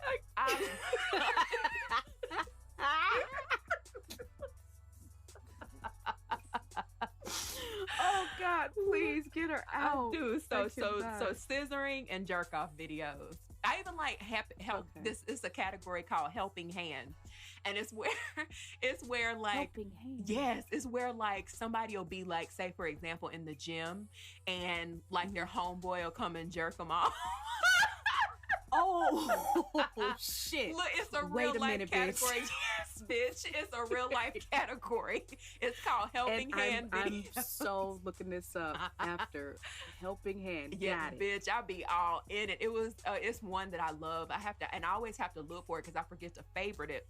But it's this guy, and he's in the gym, and he's jerking off, like, and the guy it's another guy that comes in, and he notices him, and he keeps, like, pretending like he's using the urinal, and it's 100% amateur. You can tell that it's amateur. So he keeps acting like he's at the urinal, and he's watching the guy, and he keeps, like, looking back, and then he kind of eases over there and, starts watching, and then he pulls his shit out and starts jerking. Listen, I am in nut heaven every time I watch that.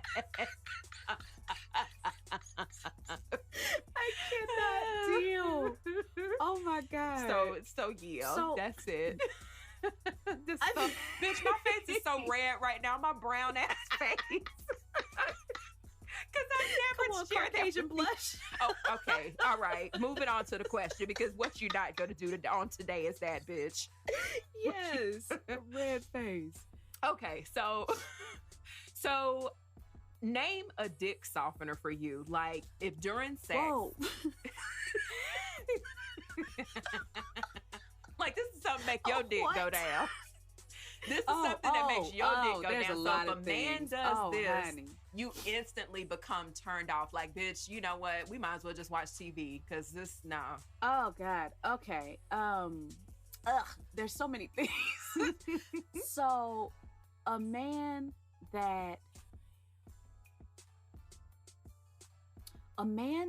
wants me to put the moves on him all the time, like that is an instant like, okay.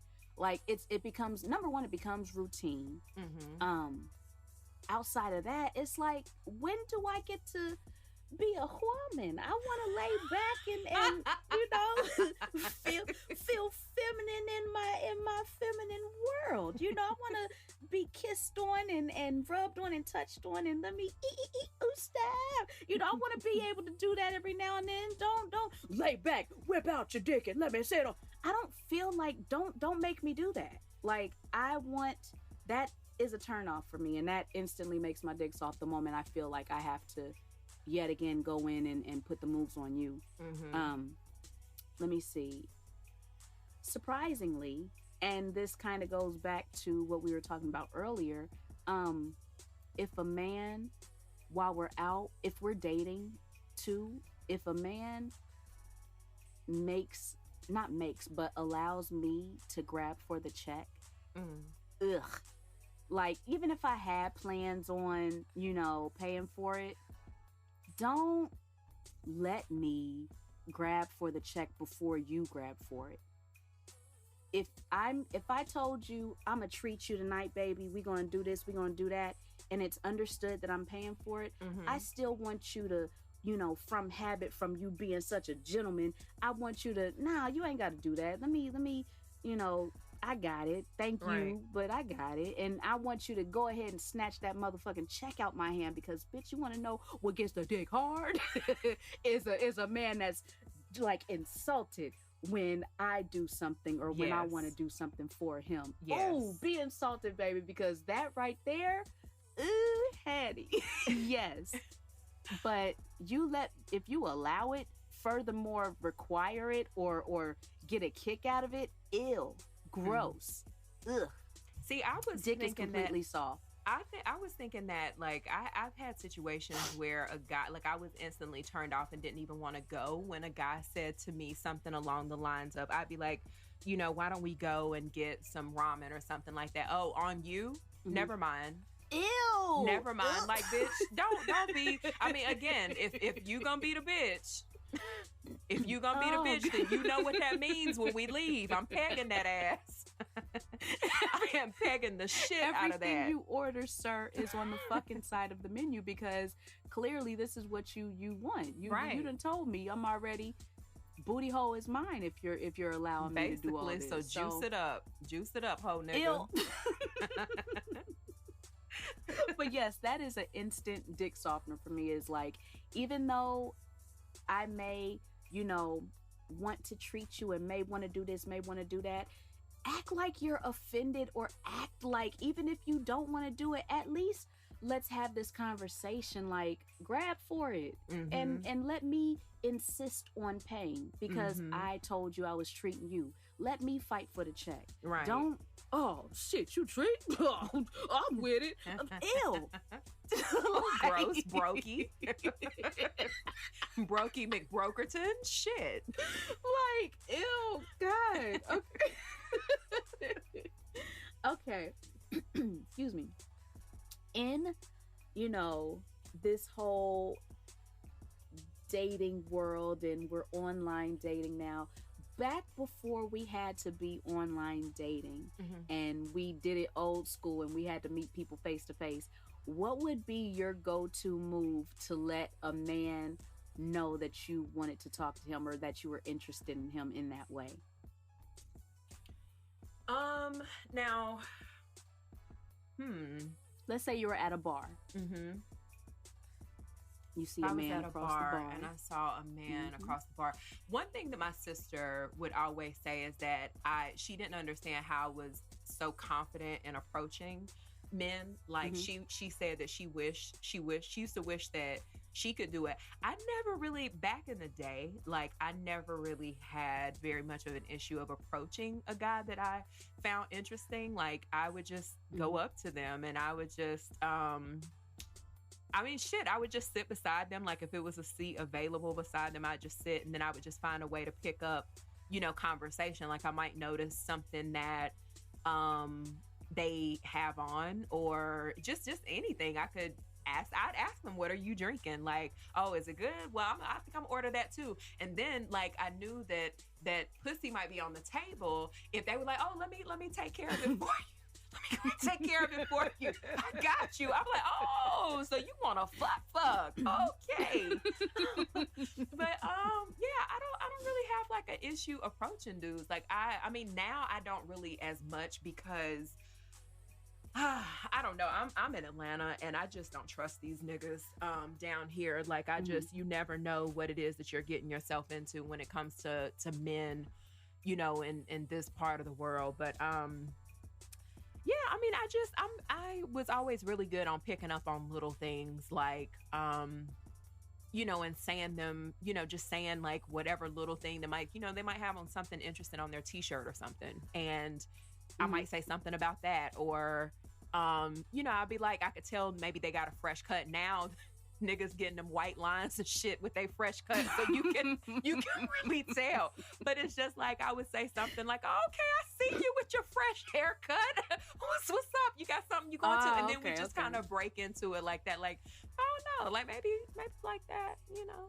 little something. That's not bad. I like that. I like that. You know they love getting told something about their little raglass haircut. So yeah, that's a good one. That's a good one. I'm gonna have to pocket that one.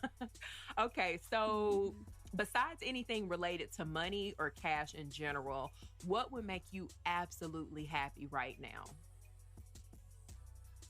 Oh, Some dick? No, I'm just without having anything to do with money. kidding. What'd you say? Without having anything to do with money / cash. Meaning, what I mean by that, I guess I should clarify. What I mean is, you can't request like, oh, if somebody gave me like 5 stacks right now, then I would go and do like, it can be something that can be purchased monetarily, but it's without giving you that money. Like, what could someone do for you right now that would make you absolutely happy? Oh, someone do for me. Oh, shit. Happy forever or happy for the moment? Happy for the moment. Oh, I'm simple. Take me for a massage. I love a good massage. Ooh, yes, sis. Yes, I cannot wait. I got knots and shit all in my back and neck, child. Yeah, give me a real massage. When I go get massages, they always talk about the knots like in my shoulder area, bitch. I cannot wait till you come to Atlanta because I got a couple places we can go. We can go and just give happy endings? Because I don't mind. Okay, all right. It's the time for another question. It's been a minute since I felt like a woman. So do you want one of my cousins to give you the happy? Because that's where we going. We going to a little Asian spot. Listen, you know, if your cousin looked like one of them hip hop Asians, that was. I'm sorry. We haven't had a chance to be problematic in this podcast yet, so I figured I'd go ahead and get that started for us. The problematic aunties are on the way. Don't you wait. Don't you worry, bitch. We coming. I feel this has been pretty tame, so why not offend somebody real quick? You know what? Yeah, definitely a massage would be the absolute. I would love it. Either a massage or that's it. Really. Yeah. I just need a massage bad. What about you? What would make me happy right now?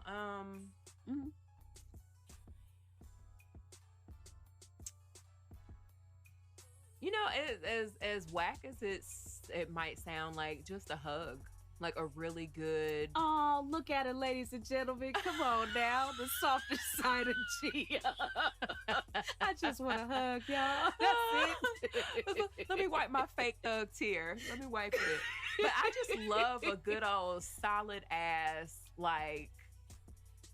One of those hugs where they don't necessarily want to let you go because they know you dealing with shit. Oh, yes. And, you know, it's just like, no, because you be trying, like, you almost pull away, but you could feel them gripping, you know, putting that grip on you. And it's just like, oh, nigga, don't make me cry.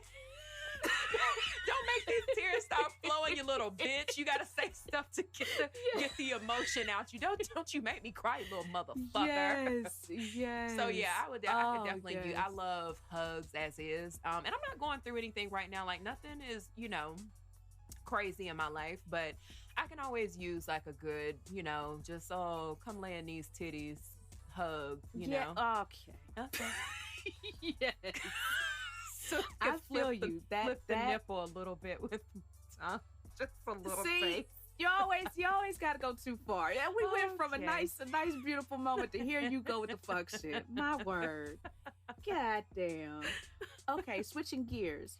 What's the one thing that you've always wanted to do with your partner that you haven't done yet?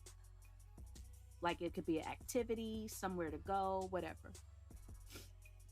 I want to go camping. Like I want to go to stay like in a log cabin, or one of those cabins like in the woods. And you know, we don't have.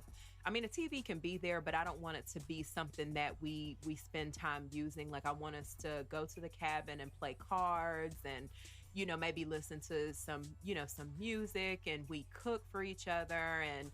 You know, I mean, we can use our phones because, of course, you know, you want to take little pictures at a moment and might want to do a little boomerang real quick of, you know, ooh, me and Boo at the fireplace, bitch.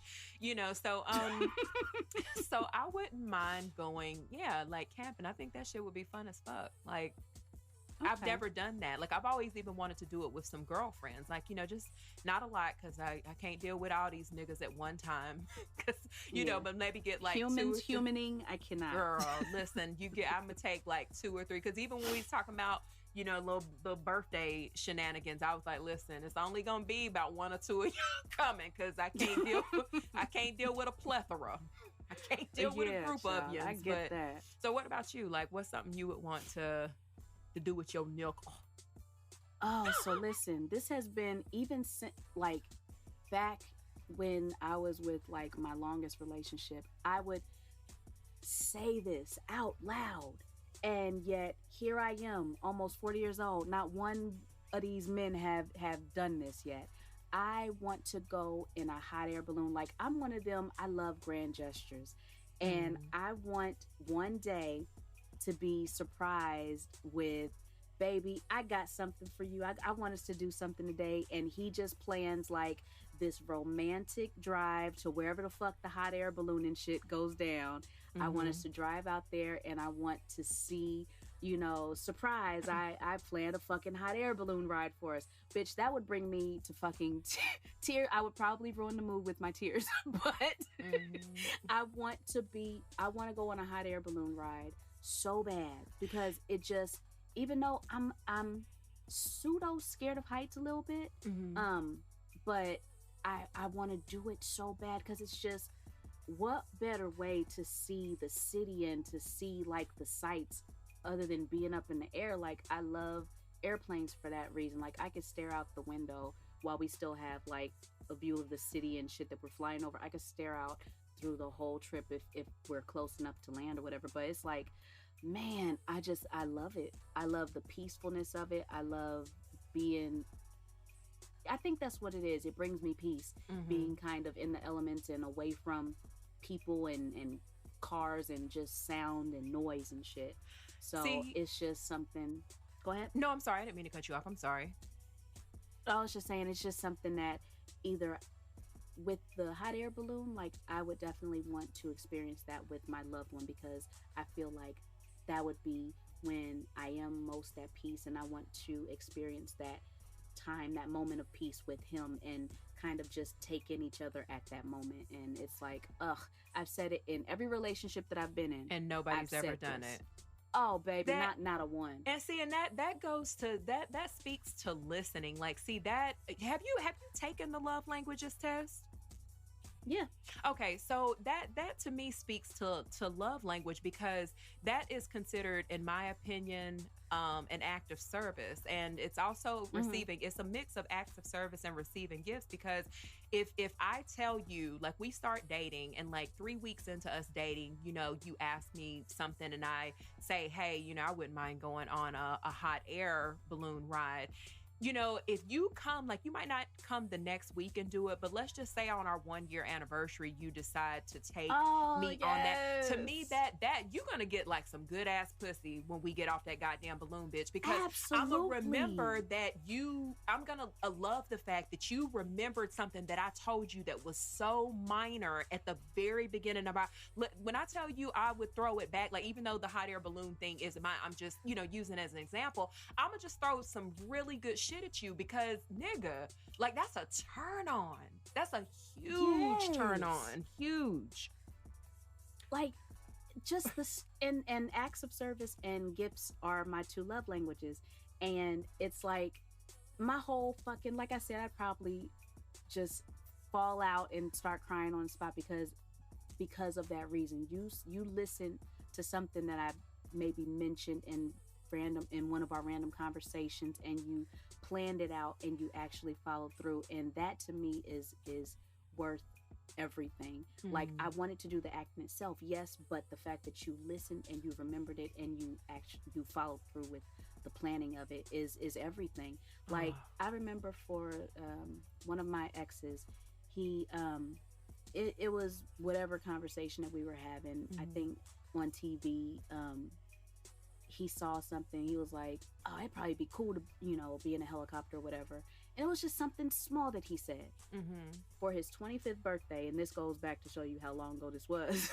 For his 25th birthday, no, it was 21st. for his 21st birthday, I planned out this whole evening of I got a limo ride to dinner, and the limo, after dinner, the limo took us to the helicopter pad on the rooftop of this like tall building downtown, and we took a helicopter ride at sunset around LA, and he was just like, oh my god, he was fucking blown away. But it was something that he mentioned that, not necessarily that he said he's always wanted to do, but the fact that he showed interest in it, and I made a note of that, and he really appreciated it and he loved it.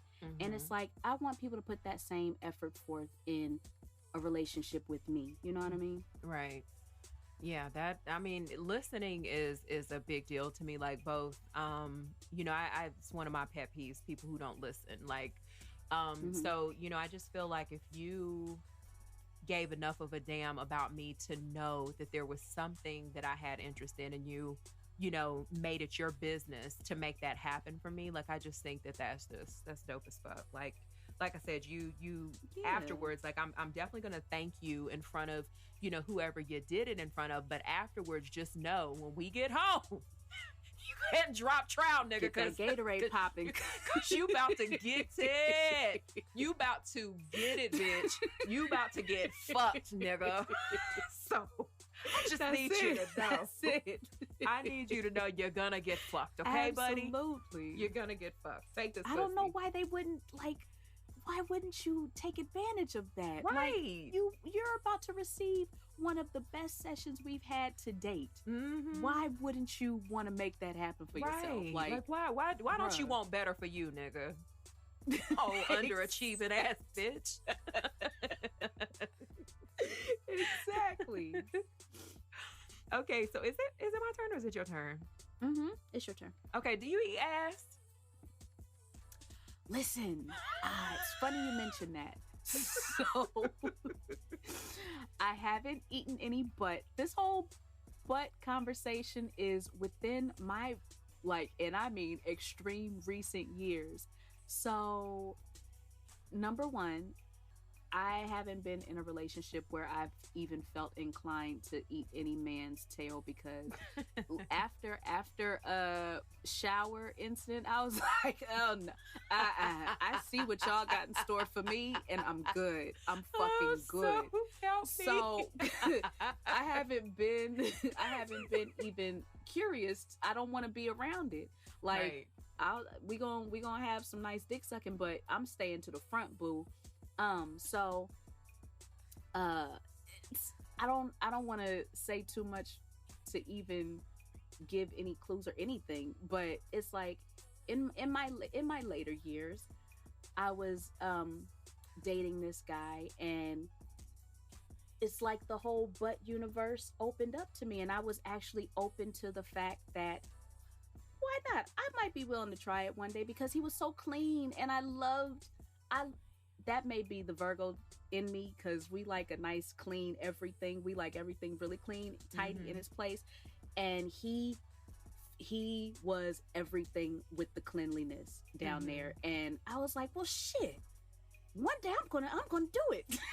And I felt myself getting close to doing it one day. I was like, because it takes a lot of talking of myself in it. Like, I gotta talk myself into it.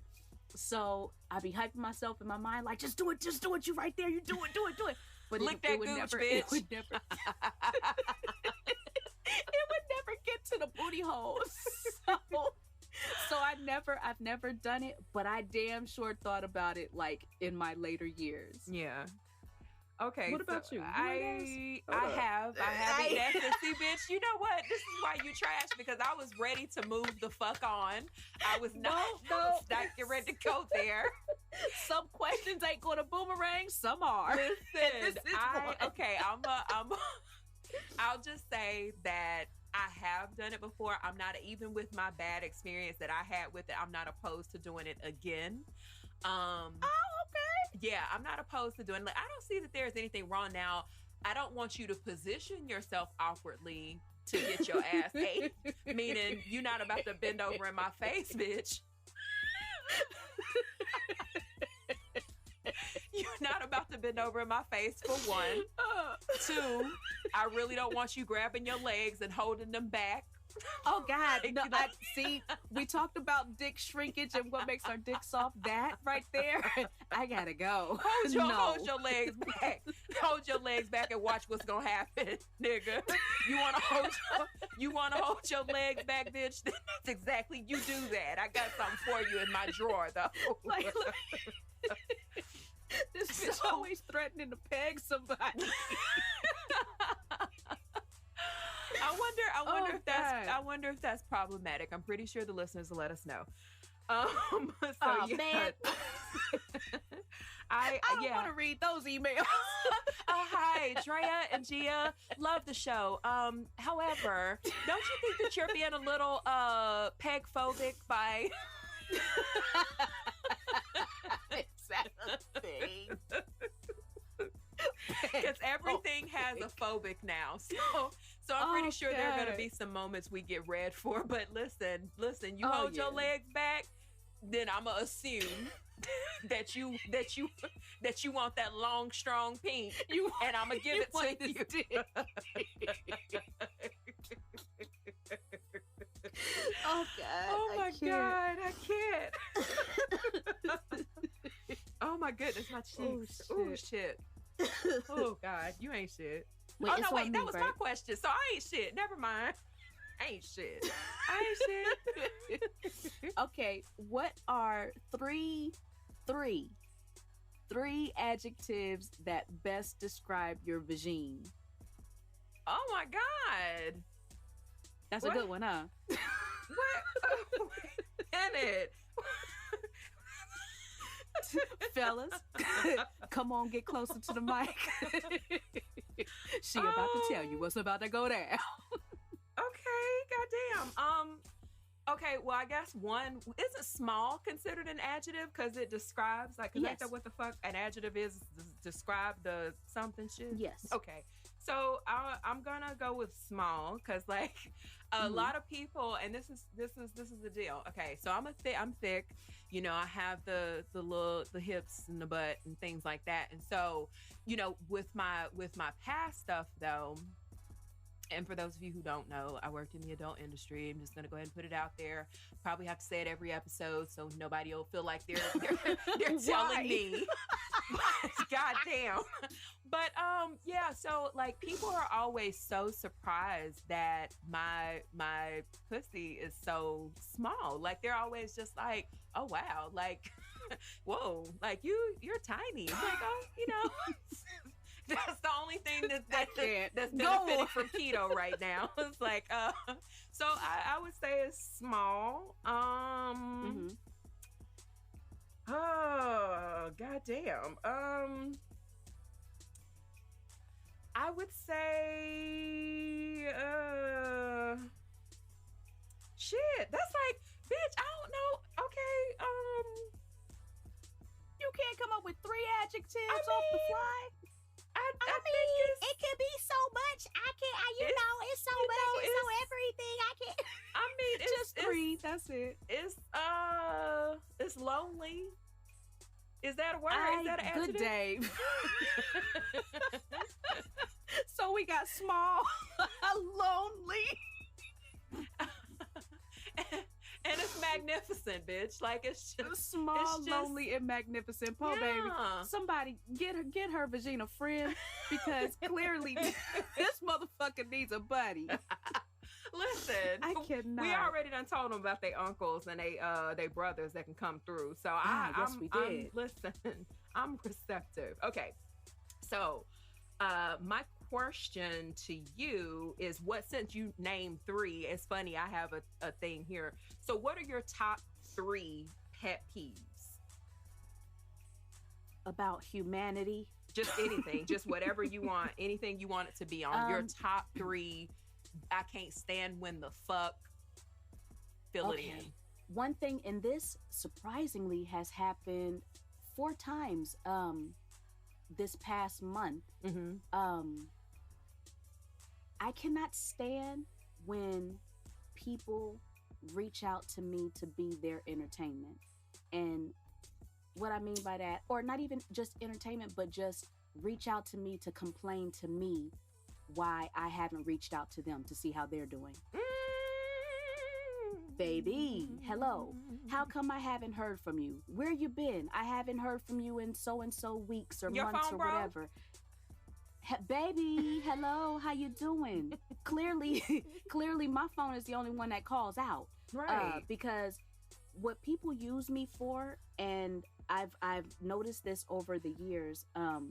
People use me for their sounding board. They like to vent to me. They like to have me kind of just listen to them fucking talk, and they like for me to hear their problems out and give them suggestions to solve their problems, but it's all them.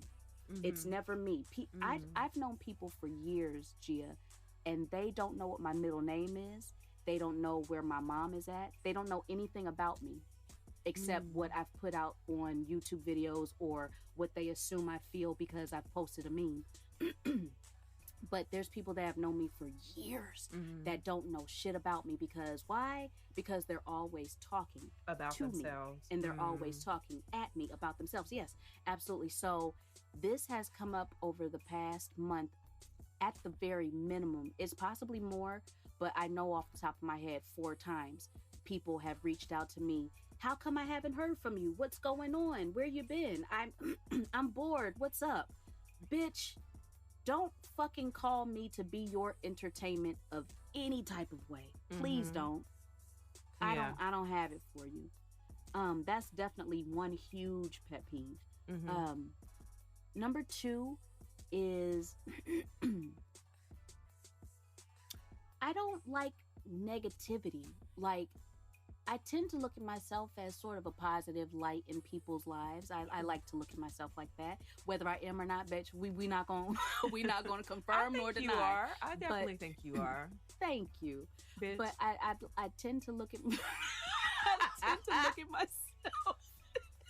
I tend to look at myself that way. So when I am around people that are constantly like, and I was actually going to cover this in my next podcast, but if I'm around people that are negative, like everything out their fucking mouths is something negative, like it's never anything positive, that fucking drains me. And that is a huge pet peeve of mine. Like, bitch, you don't have anything positive to say? Nothing? Like, not one thing? Right. Everything is either bad, something's going wrong in your life, you talking about people. It's never one thing good. And it drains the shit out of my life, and it makes me not want to pick up their calls. It makes me not want to just interact with them, period, because everything they say, everything that they have something to do with is negative, and it's just not, that's not my wave. I can't do it. Right. So you said 3?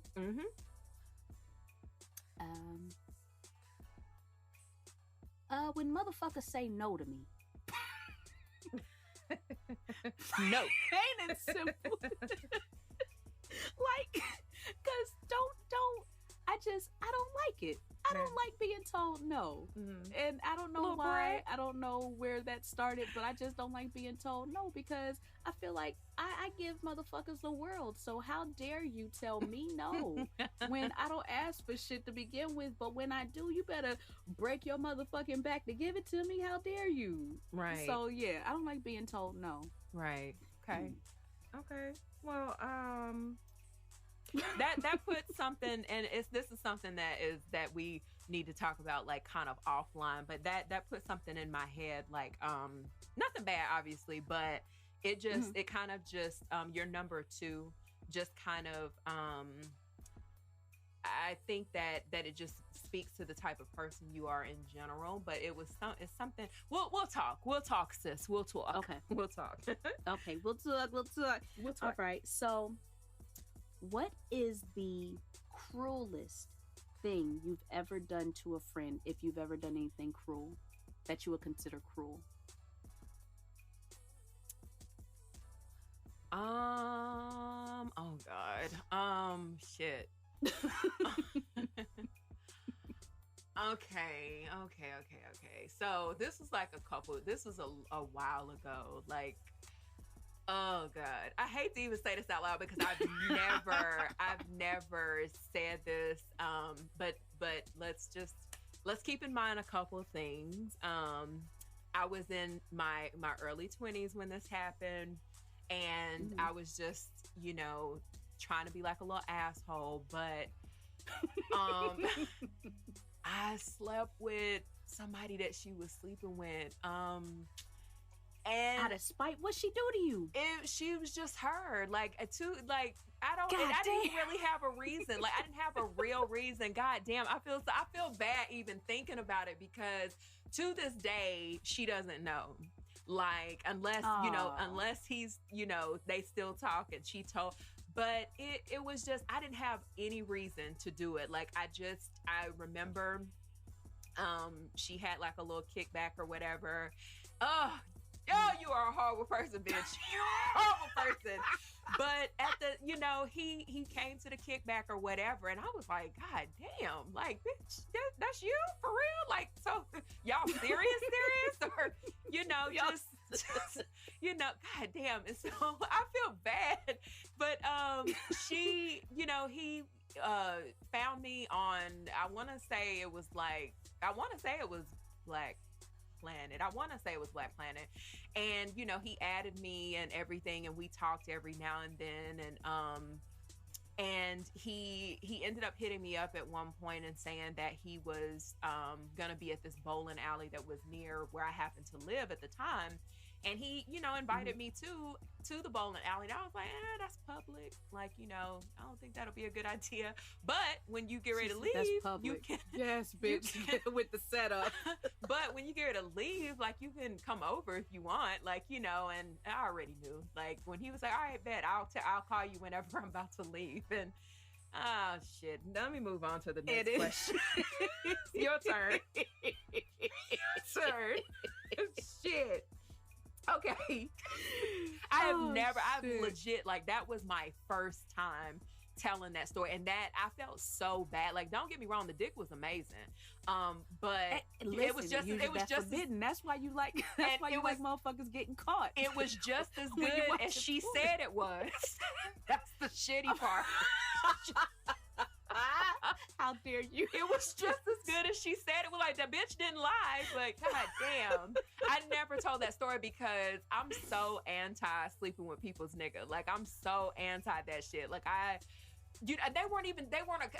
can't justify it because they weren't a couple, but still, it wasn't right. That was my homegirl. Yeah. It wasn't right. Hey, we're young and we do some asshole shit. I get it. That was very head ass to me. That was just so. Okay, well, moving on, since you brought out a truth that a bitch didn't think I was going to bring out. Bitch, you should have sent me these goddamn questions before we went live. Listen, I want some shit going on now. I want to hear what I don't know. Okay, if I were to look at your musical playlist right now, what song and or album would I be surprised to see in your arsenal? Now, with this new, technology, I haven't created many playlists that, I haven't sat my ass down and was like, yes, this is it. I just add shit as I listen to it, so it's nothing, it's all random. But back in the day, I used to have every song, every tape that I would make would have a theme. I would play it when I'm trying to get pumped up for something, or I would play a tape that had nothing but little sexy songs on it or whatever. So one tape that I made was my pump up tape. And so back in the day, I used to listen to a lot of hair bands, and I Red Hot Chili Peppers and Metallica was and Limp Bizkit. What, bitch? No, when I said I would be surprised, god damn it, I didn't think my eyebrows would raise too. Shit. I don't even got them bitches drawn on and they raised the fuck up. Limp Bizkit, bitch. Limp Bizkit. I used to love that song Nookie by Limp Bizkit. Oh, and you know Fred Durst is from my hometown. Is he? Yes, ain't that fun? I wonder if he's still thick. Back then, that's when I first started liking thick boys, child. And Fred Durst, I was like, okay, he like to eat his collard greens and cornbread. But yes, child. So I used to have, Red Hot Chili Peppers, Metallica, Limp Bizkit, and all that stuff on this one little tape. And when I needed to get pumped up to do some shit, I just be in my little, it'd be in my Walkman because I didn't want nobody to hear. Come on, middle part, Drea, with the headbang. Come on. That's it. That's what I like to have. That made my little day. I love that. Bitch. I fucking love that. Sham fucking wow.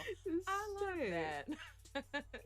Wait, okay, so what one, and we kind of, did you answer yeah, this is kind of in that same area. What one activity makes you happy? Definitely listening to music. I love writing. I've always been a writer. Like I remember, like, when I was in kindergarten even, we would get these big pieces of paper, like big pieces of construction paper, and we'd be given like crayons and things like that. And they would say, yeah, this is drawing period or whatever you guys can draw. But I would always draw, but then beside it, I would write a story.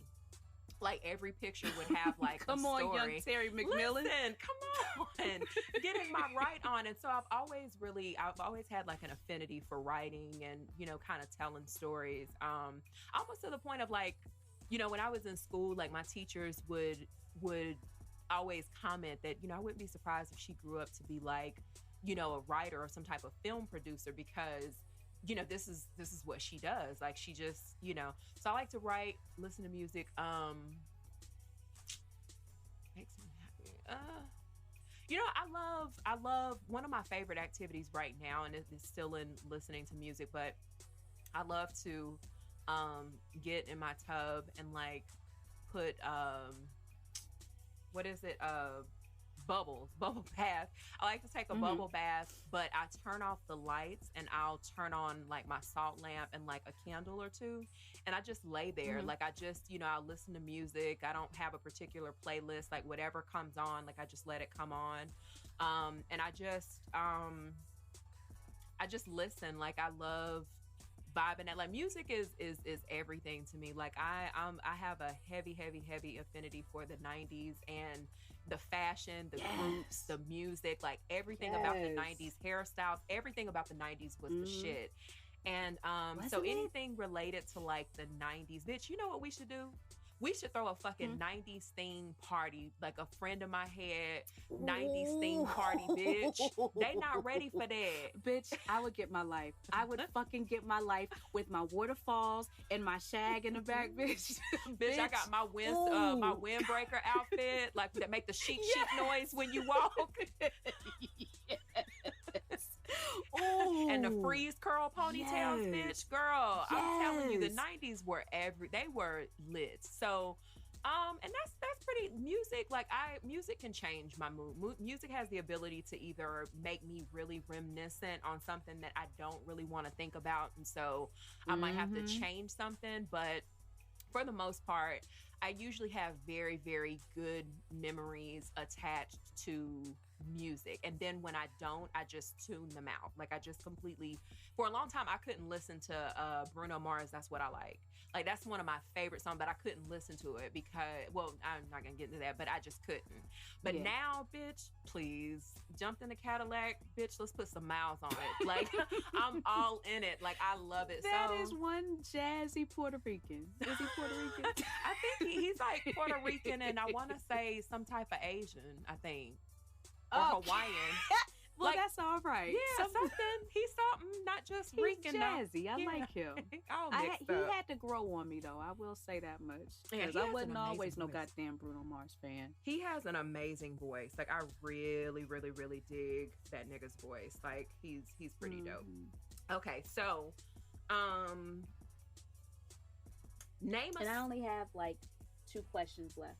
Oh, you do? That's great, because there were 2 that I didn't want to ask, but I just kind of put it on there because you kind of because you kind of answered both of them. So I was just like, bitch. Okay, well then we got one more left then. No. We got 2 more. We got 2, because this one and then the last one, it'll be how we close this shit the fuck out, because I know you gonna give the real bitch. This bitch about to play the spade. Okay, so name a song that would define your life exactly where it is right now.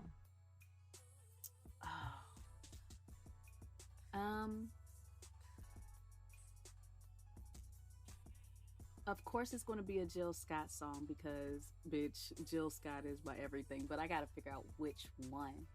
As it is right now, there's a song that is called, I think it's called Wake Up, and it goes, when I wake up, everything will be beautiful. Wait, how does it go again? Because I don't know it. I know you don't. Everything will be beautiful, pretty much. Maybe right now I can't see the forest for the trees. So lost behind hurt, whatever. But I'm trying every day exponentially to move forward. And it's pretty much just a song about, just taking it day by day. And when I wake up, everything will be beautiful. So that's right now. That's where I'm at. Like, I'm just, at this point, I'm taking it day by day. I'm working hard. I'm trying to, just grow into this beast of a woman that I'm supposed to be. But I literally have to take it day by day. And that's where I'm at right now. What about you? That's a good question.